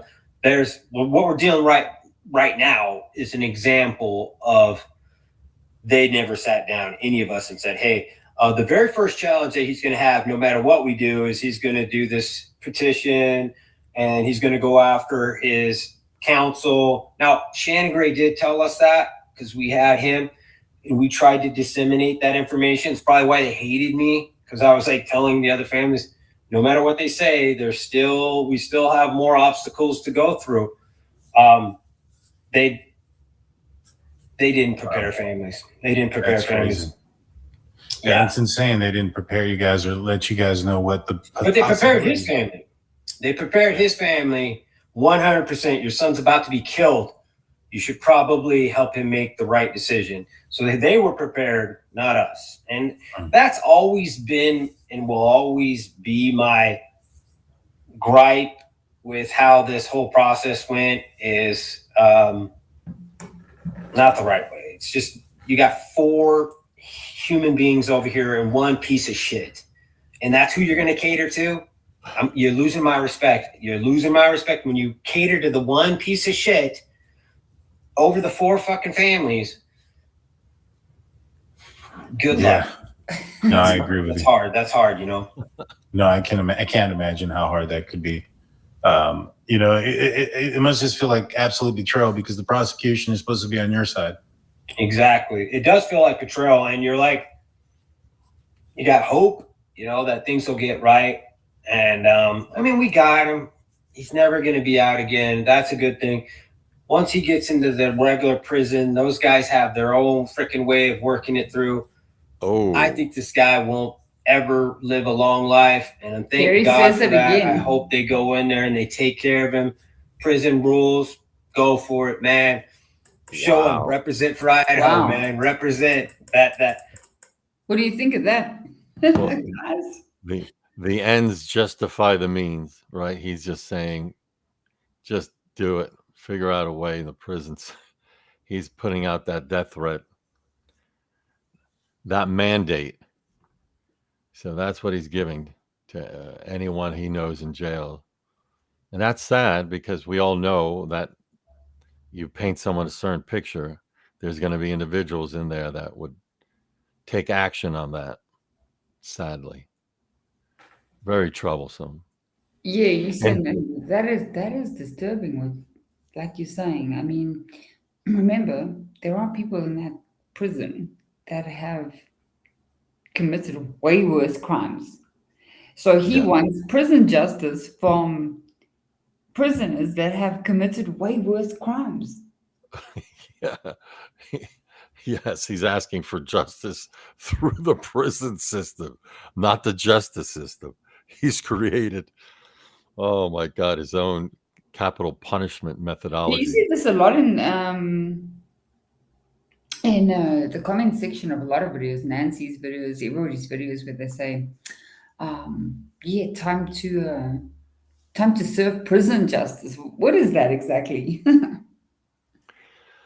Yeah, well, prison justice is asking, because PDFs are just a target in the prisons. If they find out that you were harming children, and Mhm. you become a target, because they will take certain prisoners will use their own version of the death penalty and carry it out. They view it as very heinous, and it could be because of the way they were raised. I don't know, but certainly they are targets, and it does happen. And it's not just a fight; it's to end them. So it is there. That's Mhm. prison justice, and it unfortunately happens. And when you It make that, does, but he's wishing it, and he's kind of inciting it, actually. yeah, because he doesn't want him to see. It's all about vacating the plea. If he vacates the plea, his WSU lawsuit, I hate to say it, I'm not saying it's the only interest, but it is a factor you have to consider, that he's trying to resolve his case against WSU. That's what it's all pointing to me, what it indicates. And it's set up of a nonprofit. Mm-hmm. So that allows a donation to be made by the WSU, I mean, the state of Washington for that matter, for what happened. And it's considered a donation and not a admission of guilt. And it doesn't basically go to setting a precedent for WSU paying out a claim. It's a donation. So that's how they're going to word it, in my opinion, Yeah.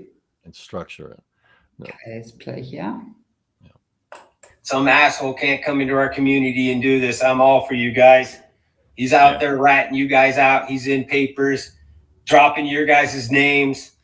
I've heard about Peru. I've heard about all these different killers that don't want their name out there in the media, and he's dropped them. So he needs to deal with that. That's his problem now.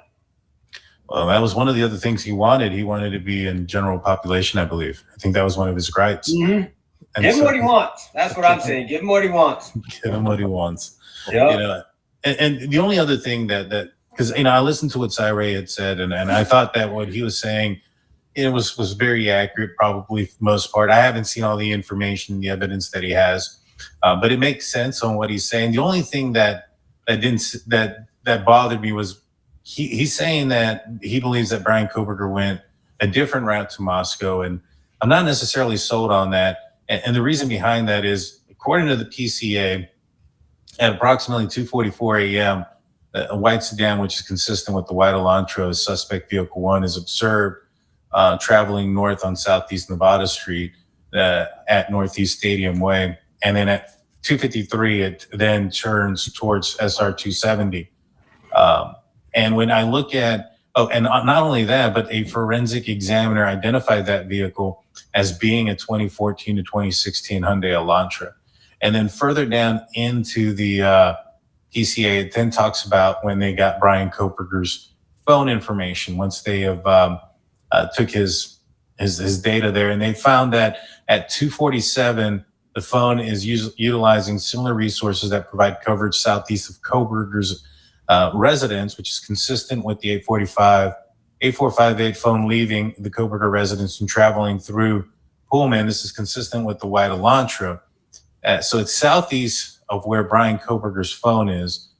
Or where his apartment is. This is where Bryan Kohberger's apartment is. According to Cyree, he indicated that Bryan Kohberger was closer to the golf course that's southeast of his location. Except he was, not too far off, I think. But you have him on camera, and Cyree was kind of alluding that at 2:47, when the phone turns off, that he immediately takes off towards Moscow, and that's not the case. He's actually not leaving Pullman until 2:53, which is kind of consistent with what Cyree says. At 2:54 is when his phone turns off, and he's still in Pullman, according to the PCA. Didn't Cyree initially say that Bryan Kohberger was never in Moscow on that night, right? Yeah, that's my recollection, yes. Mm-hmm. Then he changes.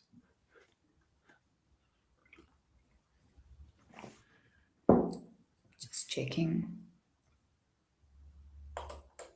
That's saying the same thing. The difference is PCA is saying that he's heading towards 270. Now, there's a camera right here that would have caught him going down towards Moscow. I don't think he went that direction. I think he went this way, and this red line here, that gets you all the way back here. But if you follow it this way, that takes you to Wildlife Park. This is the route that you would have to take to go to Wildlife Park, which is where he said he was.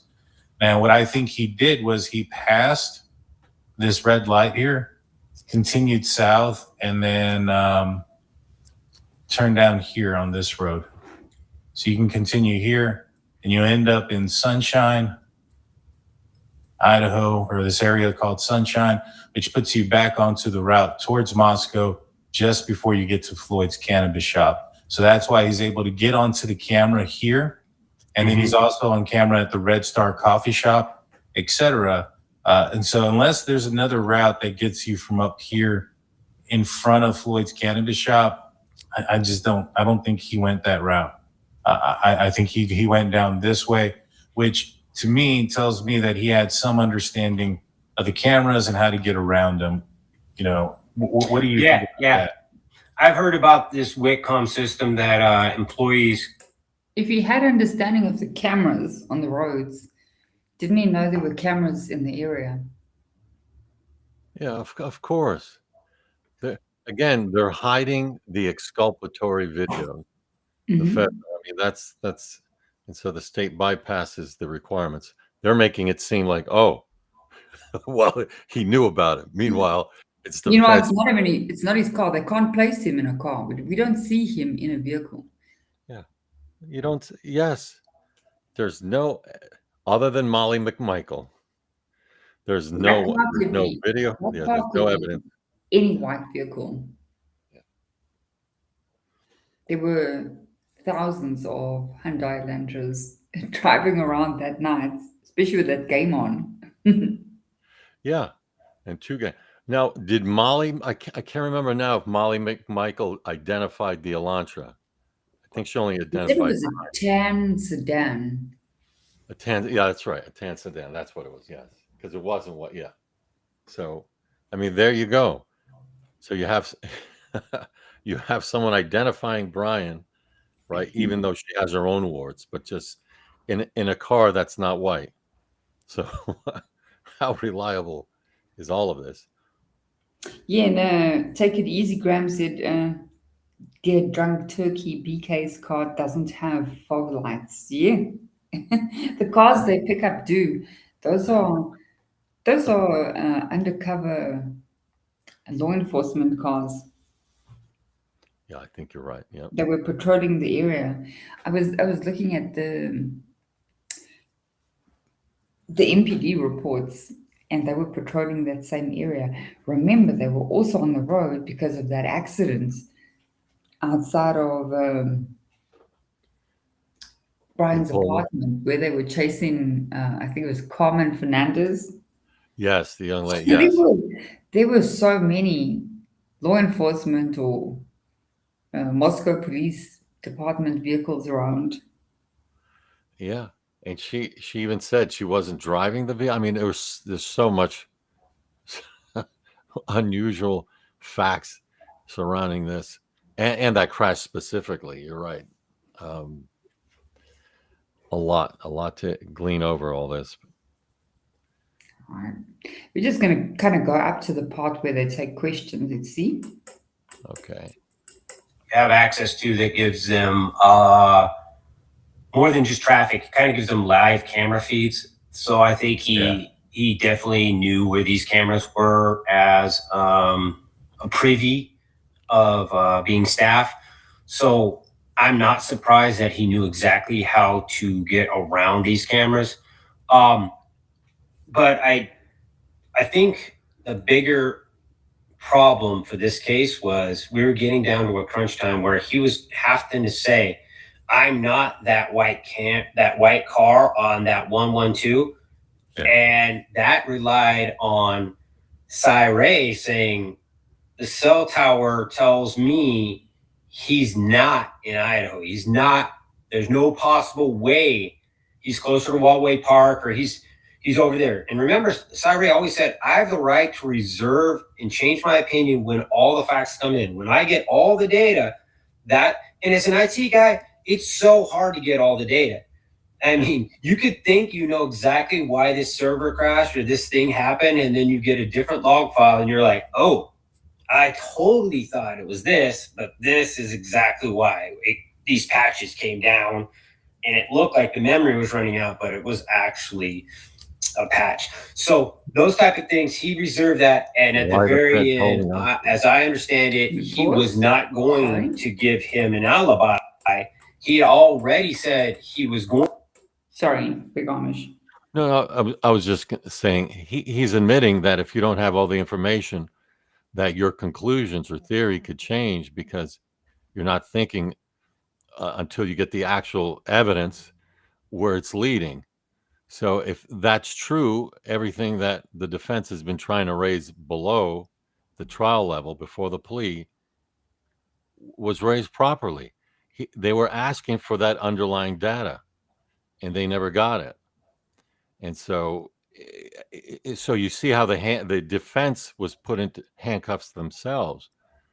And if you think about what happened at the 68 terabyte data dump that was unindexed, think about it.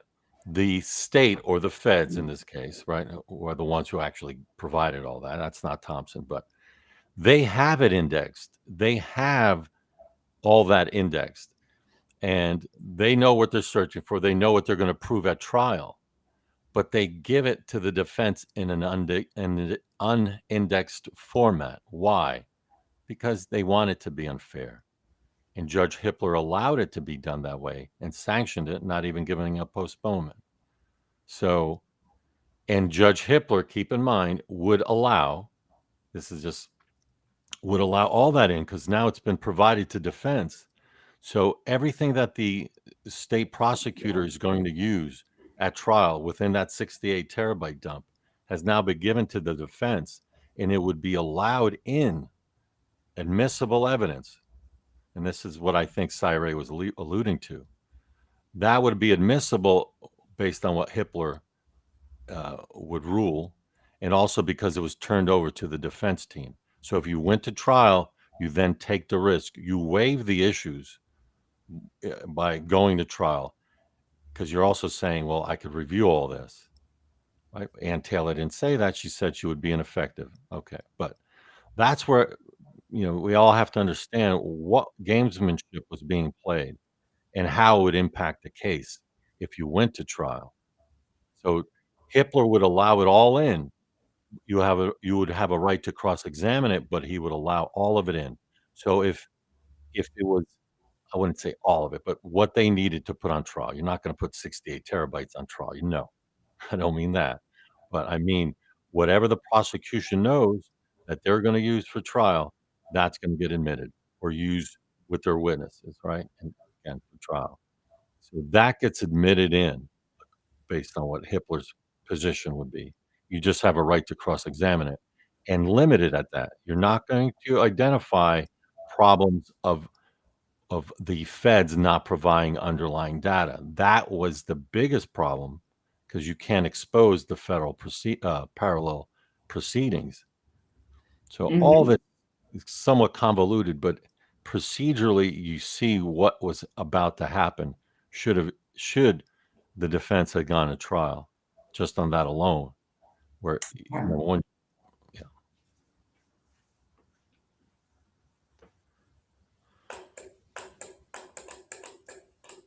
Sorry. Going to use an alibi, and in Idaho, there's rules for you to be able to say that you aren't who they say you are, or you aren't where you say they think you are at. So you have to have an alibi to say, well, I wasn't at my house, but I was over here, and here's my cousin, and maybe they challenge your cousin, whatever. His was Ann's very unique approach of saying, she probably went back to him and said, we're kind of fucked here. Your car's all over. They've got pictures of your car. So what are you going to say? What are we saying? Where were you that night? And he's just like, until I get discovery, I'm not going to tell you because I don't know how many times they've captured me. So they kept slow playing this. So me and Gray kept going to Thompson saying, nail him, hit him on this freaking alibi, hit him. And Thompson's strategy was different, and maybe it was better. I'm not going to say it was one or another, just two different strategies. He wanted to wait to the very, very last day and go to say, Hippler, strike the alibi. He cannot say it. And Hippler would be like, why? And he'd say, he's never given us a witness. He's never given. We've learned now that IRA is not going to say that it's not possible for him to be anywhere close to this King Road. He wasn't in Wildway Park. There's no digital forensic that puts him anywhere other than where he was at 448. He's done. Yeah. He now has to deal with these new facts, which he knew because he's guilty. He knew what he was up against. he had this pattern that he had to possibly could have been found. So he kept lying to Ann. I'm not going to tell you. And Ann kept telling, I need your alibi. I need your alibi. And it was because we kept hitting Thompson and saying, He's a you psychic. in Idaho, What? you have 10 days after. What is, He's a psychic now. He has telepathy. He's reading minds. I'm telling you, you're just making opinions. He's crazy. It's just to fulfill the narrative and to tell. I mean, wow, a great storyteller. I mean, just adding what he's saying and imputing it to Ann Taylor. But I think it goes to the fact that he knows that Ann Taylor was pressured as well. There's no doubt in my mind. It seems like he does know when he's saying these things. Yeah. Yes. Yeah. It gives that impression, certainly. After you say that you're going to use an alibi defense, you have 10 days. So then we went back. But the real rules are, as new evidence comes in, you kind of get a new delay, and courts are like that. They have this ebbed and tides and all this stuff that they do. So a standard date that a guy like me says, 10 days, Shannon, why do we not have this? Hit him. Why are we not getting this? And we did that. But we found out there's different strategies to do it. And long story short was Ann was running out of time, and she was literally facing, you have no alibi now. You have none. The jury is not going to believe that you are just going to say, that's not my car. Why is it not my car? It's just not mine. Well, where were you? I'm not going to tell you. You have to prove that I wasn't at home. Yeah. And that's not my car. That's all he could say. That's without an alibi, he was basically going to be rendered to the point where he could just say, it's not me, and you still haven't proven that it is me. And, you know, for some pro-burgers, they'd be like, yeah, that's good enough for me. Kill my kid, and that's not good enough for me. There's no front license plate, but I'm okay with it. Yeah, it's a ridiculous thought process that, Just, you know, for it to have been somebody else would have had to have committed this crime. Yeah. Being the same. Sorry. Yeah, sorry, Big Garbage. I didn't hear you there. Yeah, no, regarding the alibi. Now, under the rules, I've not looked at it, but basically you have to establish at least a prima facie aspect to what I mean prima facie is you have to set out the elements for an alibi. But here's the point. If you can prove, right, reasonably prove that the vehicle was not yours, you then have opened the door on an alibi, because you don't have to believe what he says, but if he demonstrates it's not his vehicle, Ann Taylor demonstrating this vehicle is not, it doesn't meet the standards of his 2015 Elantra, this is missing the fog lights, whatever, right? You establish that. You then should be able to, by law, because if it's not your vehicle, no one said he's driving another vehicle. It was his vehicle, they said. So if it's not his vehicle, right? If you showed enough that it's not, you have a doubt that it's not your vehicle, you should be able to explain, well, where were you? It's up to you, but you should be allowed to provide an alibi under that situation, in my opinion. What is Steve saying, that he shouldn't be allowed to? Yeah, that he didn't have. Yes, he's saying no, you didn't. Yeah, he's saying you didn't prove you don't.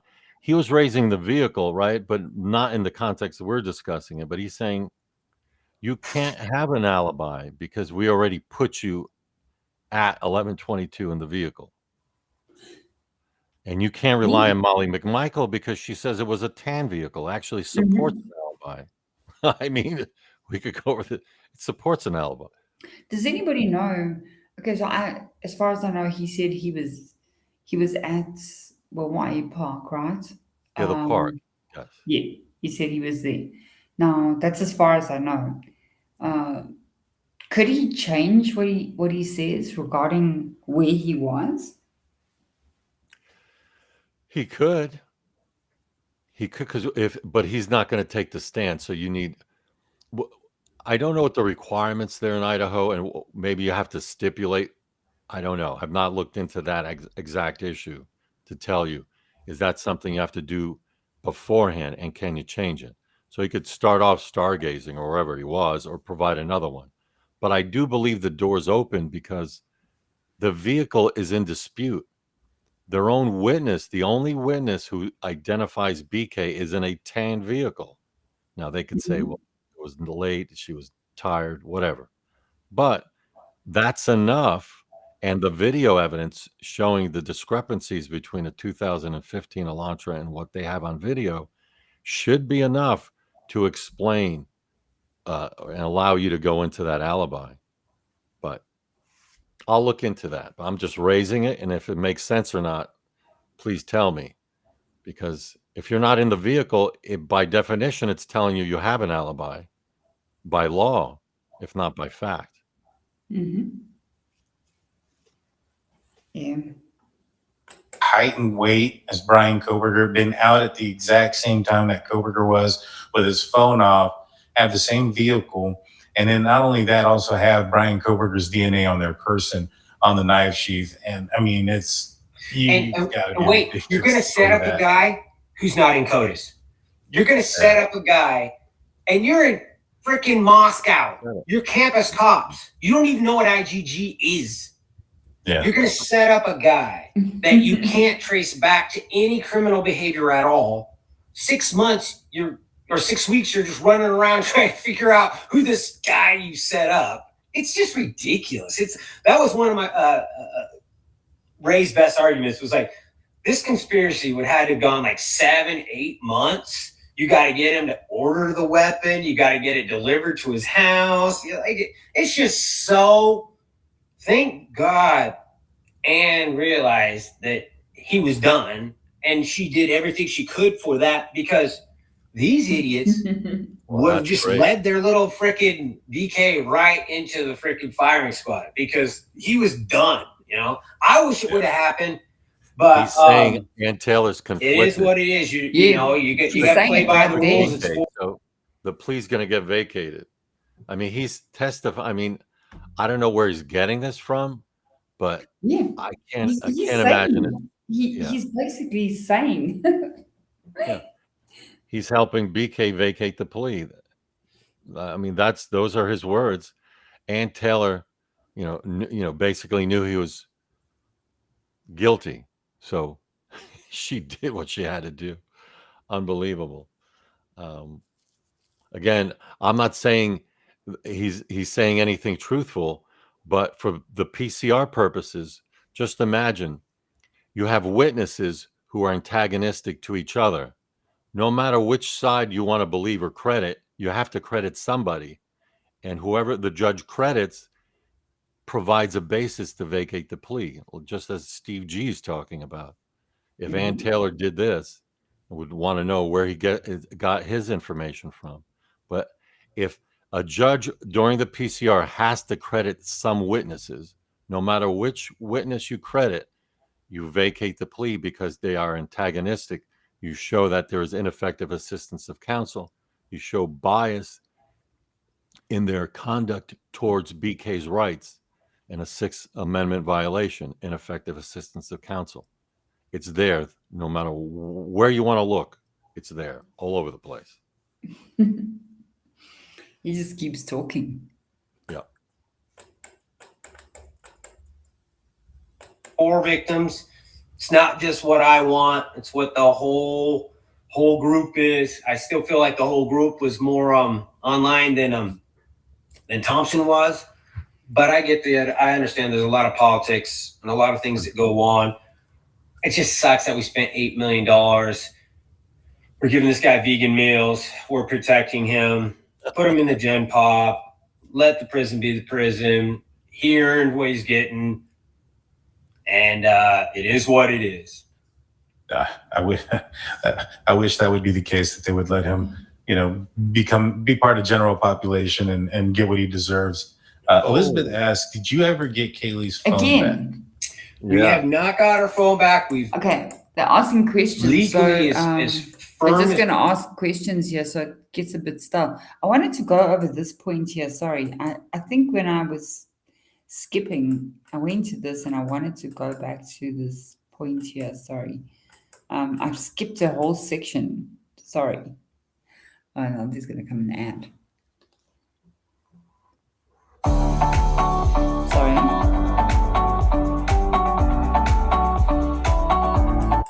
you don't do that. I don't look at my coworkers and think that guy's a wife beater, but I might say you can't be a.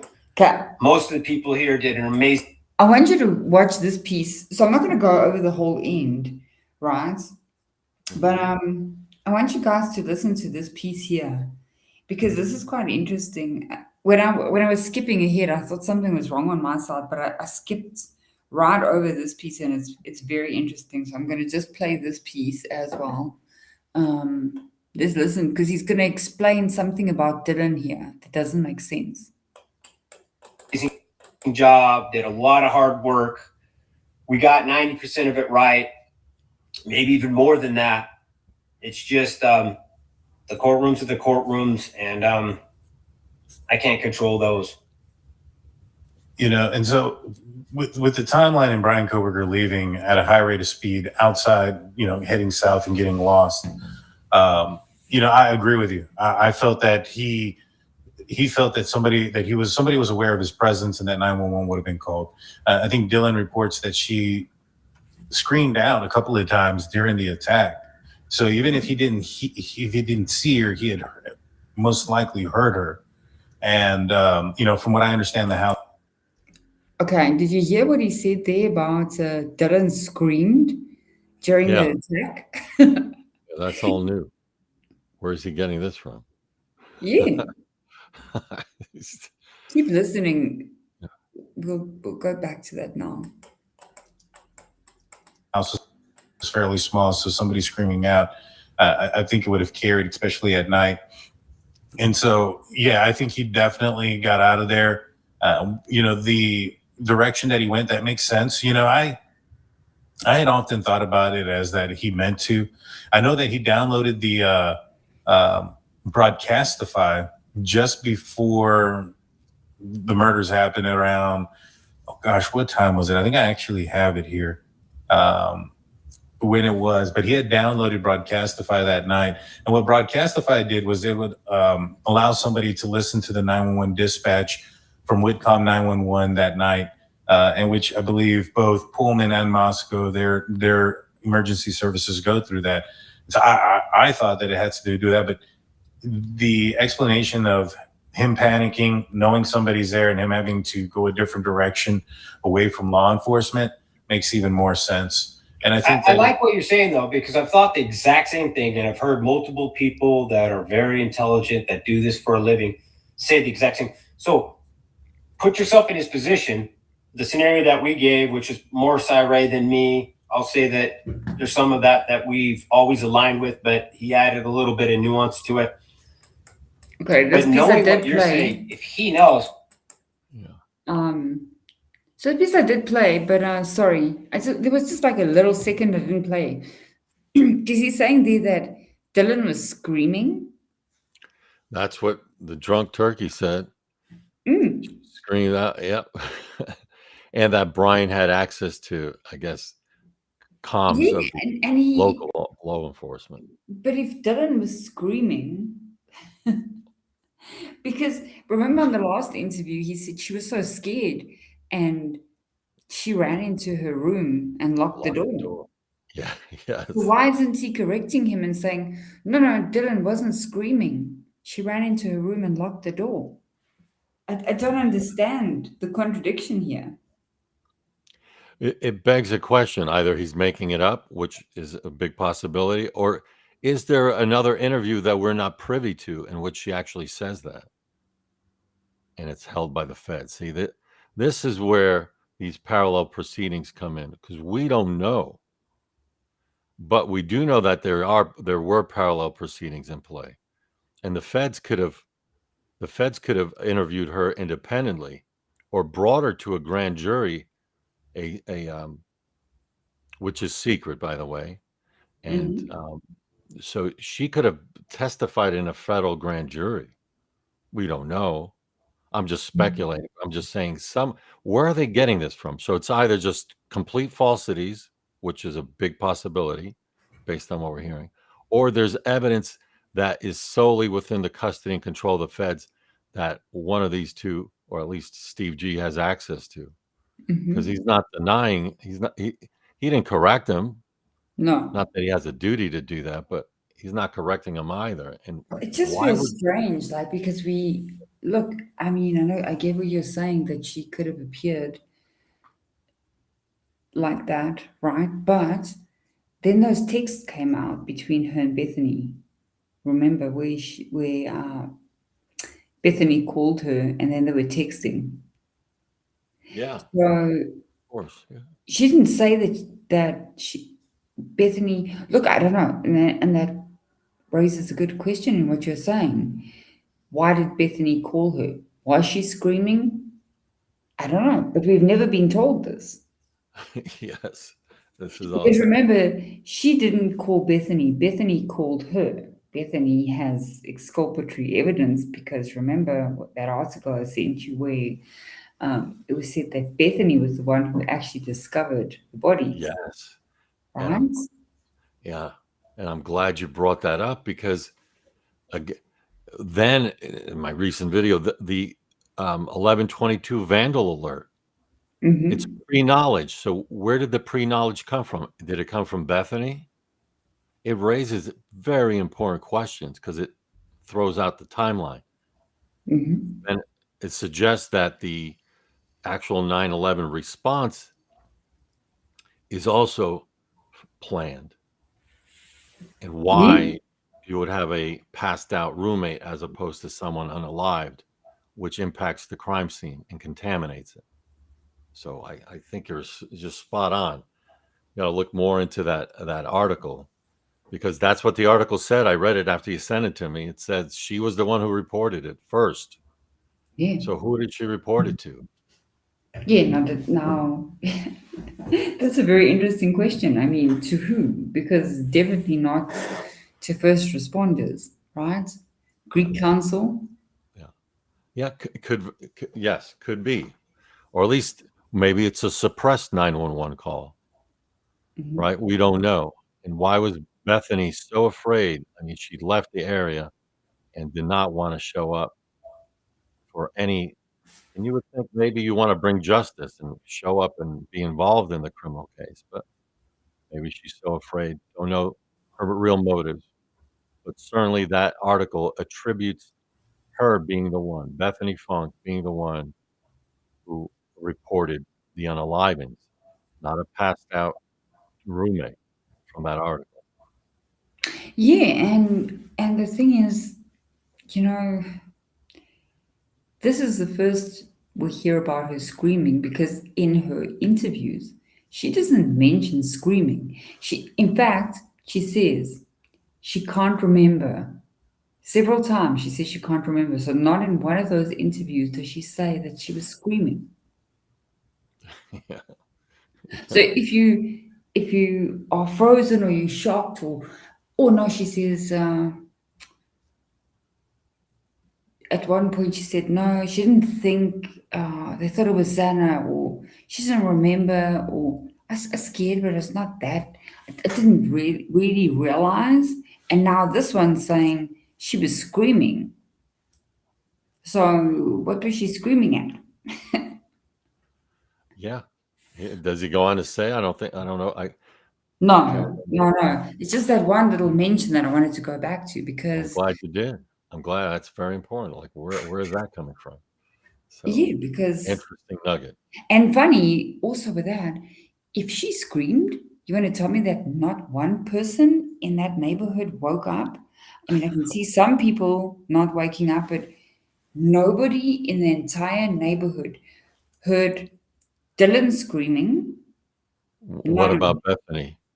Or Even Bethany, if she was screaming, if what yeah, he's saying is correct. I mean, so one of them is lying. The yeah, second thing is, if Brian, Jeff, this is for you, and Jeff knows I love him, but Jeff, I know you've said many times that he sped down the street. So if you've ever had a car, any of you guys, just tell me, you hear a car speeding down the street, somebody's going to get irritated and say, well, I did hear a car screeching down the street. But nobody did. Yes. Yeah. Now, Nobody saw a car creeping by 4 times. That's weird. No, remember, there was a video where they were questioning the neighbors. Nobody mentions, you know what? There was a weird car in the neighborhood. It was passing very slowly. And remember, there were people around. Those college kids didn't all go to sleep at Yeah, 6 they were up. after mommy and daddy bathed them. Oh, Huh. those college kids, they're awake that time of night. Yeah. And Absolutely. remember the area, the house we saw across from that. So the house that we viewed the footage on across, where you can see that students are not sleeping. That was it the 1119 house? Yes. Okay. So in that footage, you can clearly see this activity. Okay. And And you could hear things. you can hear things, and you can see the ghost walking off into the bushes. Yeah. That was the video. Or is he disappearing? Right? So, Yeah.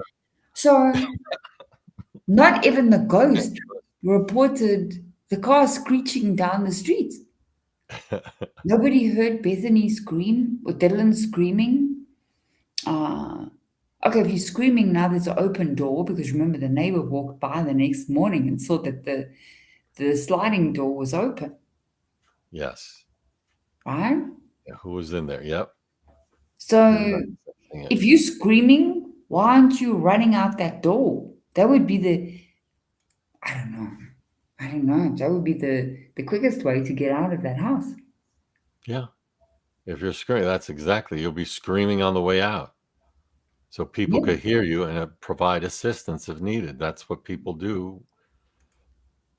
So one thing here that we all know, I don't know if it's the same way there, especially when hijacking was very high in this country, because they would hijack you in anyway. We don't have as much of it now, but the first thing you learn, if somebody tries to approach your car or tries to pull you off the road, first thing you do is you're going to take your car and you're going to ride it right into the car in front of you, cause an accident. Because if you cause an accident, they're not going to hijack you. Yeah. Right? Yes. If you're You're right. making a noise or you're making a scene, you screaming your lungs out, you're going to frighten somebody off. Yeah, they're looking for easy prey, as they say. That's exactly right. Yeah.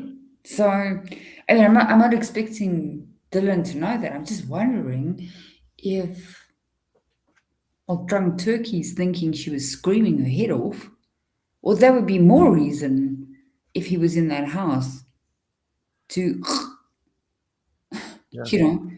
like, You got to get rid of the witnesses. yeah, you're screaming. You've seen everything. You know what's happening. And how does Steve say that? Because now apparently he's a mind reader. Yes. He's the mind reader too. You can't make this stuff up. And they're just constantly on giving more and more information about absurdities, or they're real, one of the two. Either these events that they're talking about, there's some truth to it, or just made up. But Dylan, yeah, but Bethany Funk, I that article to me is, because why would it be published like that? And there's no interest at all finding out. Where's the media trying to find out from Bethany Funk, the local media in Nevada, just asking her, there's an article about this. You were reported as the first one reporting the events and the unalivings. Hmm. Yeah, so it's not a roommate passed out. No, it doesn't say that. Um, so yeah, silence. Silent. The silence Yeah, is death. it's just strange that all these cottages, even the chat is saying, yeah, everybody went to sleep. Right? Yeah. Um, yeah. Oh, take it easy, Grams. Yes. Did you watch that interview? I don't actually have the. I don't have the interview, but it was in the report. So I initially thought that that story wasn't true, but it was because remember that door was open. So how are those two? Okay, so she's screaming. Okay, according to uh, Dumb Turkey, and then they go to Bethany's room and they sit there. And they sleep, allegedly. And we know that's not true because they were on their phone. Yeah. At least Dylan. Snapchat and the like. So yeah, it's just it's designed this way so we could. It's torturous, right? It's like torture trying to figure out what happened. But that's part of the plan. Is it's Mhm. designed that you don't and you can't. It's like you're stuck in a maze, and because they don't want you to see outside of really what was going on. So to me, it makes perfect sense. I like this one, Jeff. I'm glad you like the humor. I like this one. That's it. Murphy's driving the Elantra.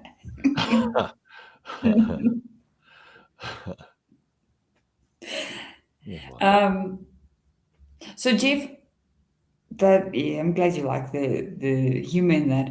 But remember, even Nancy Grace said, "Well, Kohberger was in that house even before the murders."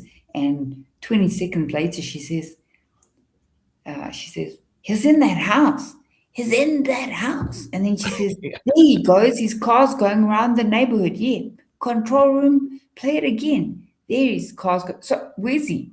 Is he in the house or is he in the car?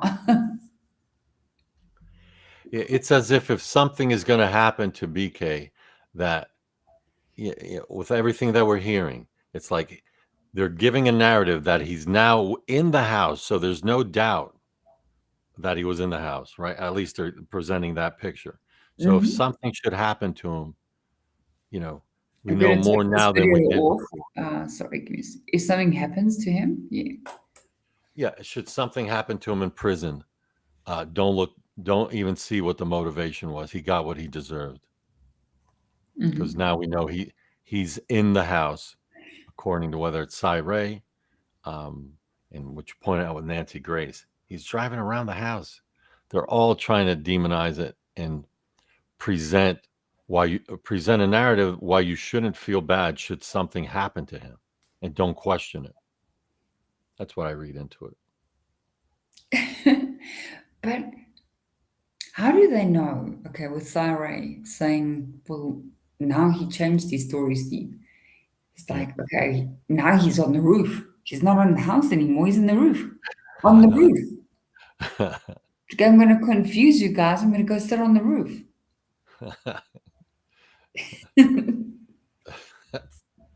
Yeah, and even Steve G saying how the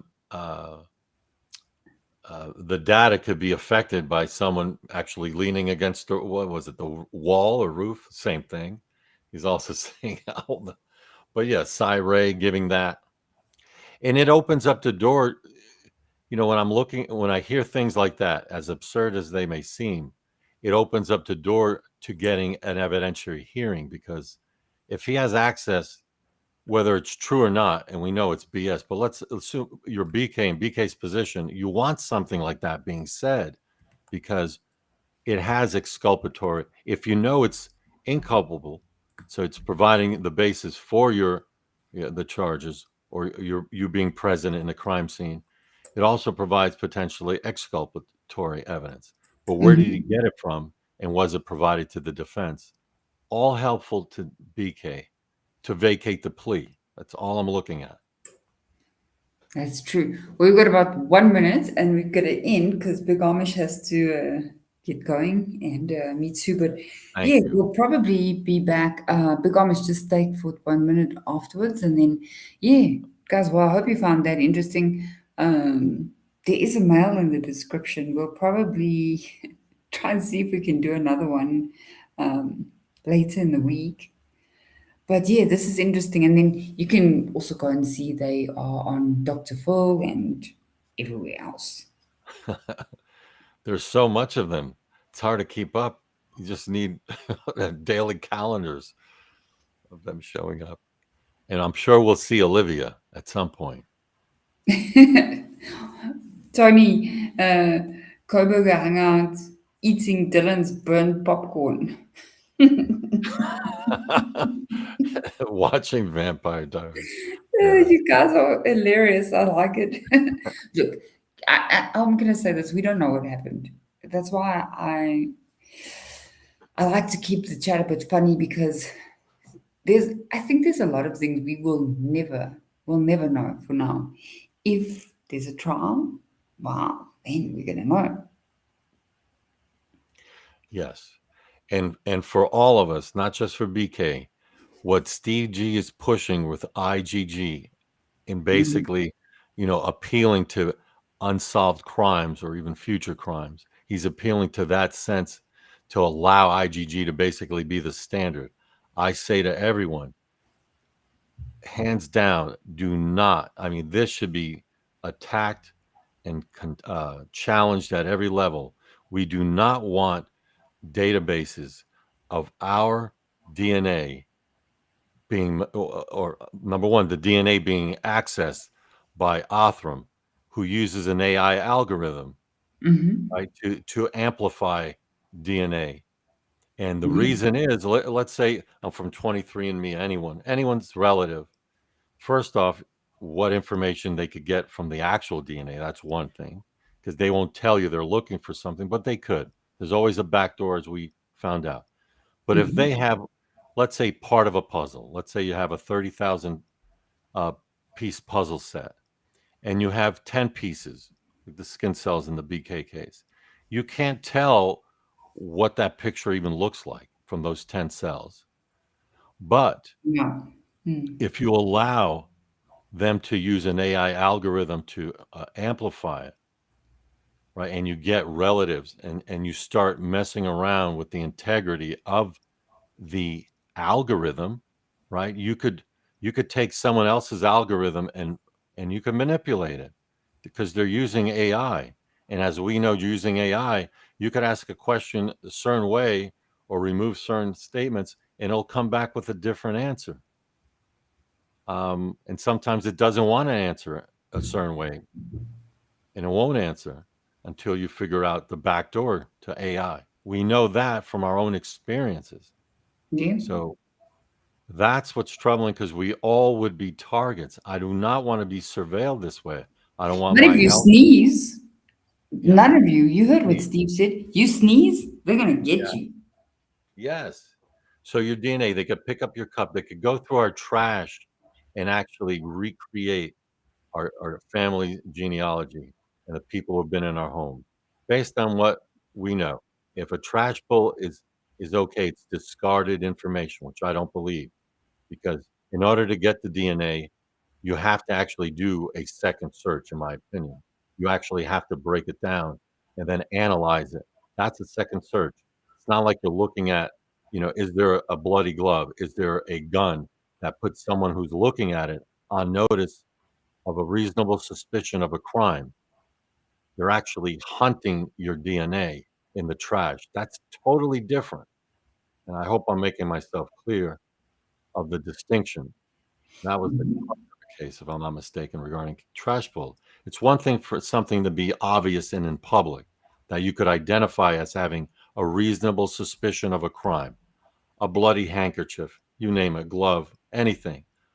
But to go through your garbage for DNA, is something that I believe most of us, if not all of us, would agree is somewhat invasive and should not be allowed without a warrant. That's just my opinion.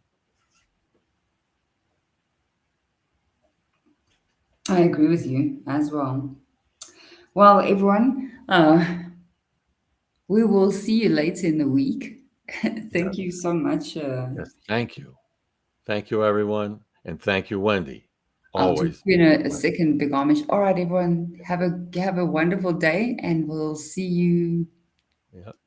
See you Probably soon. towards Love the you end of the all. week. Yeah, love you all. Guys, thank you so much for being in the chat. We really appreciate you, all of you.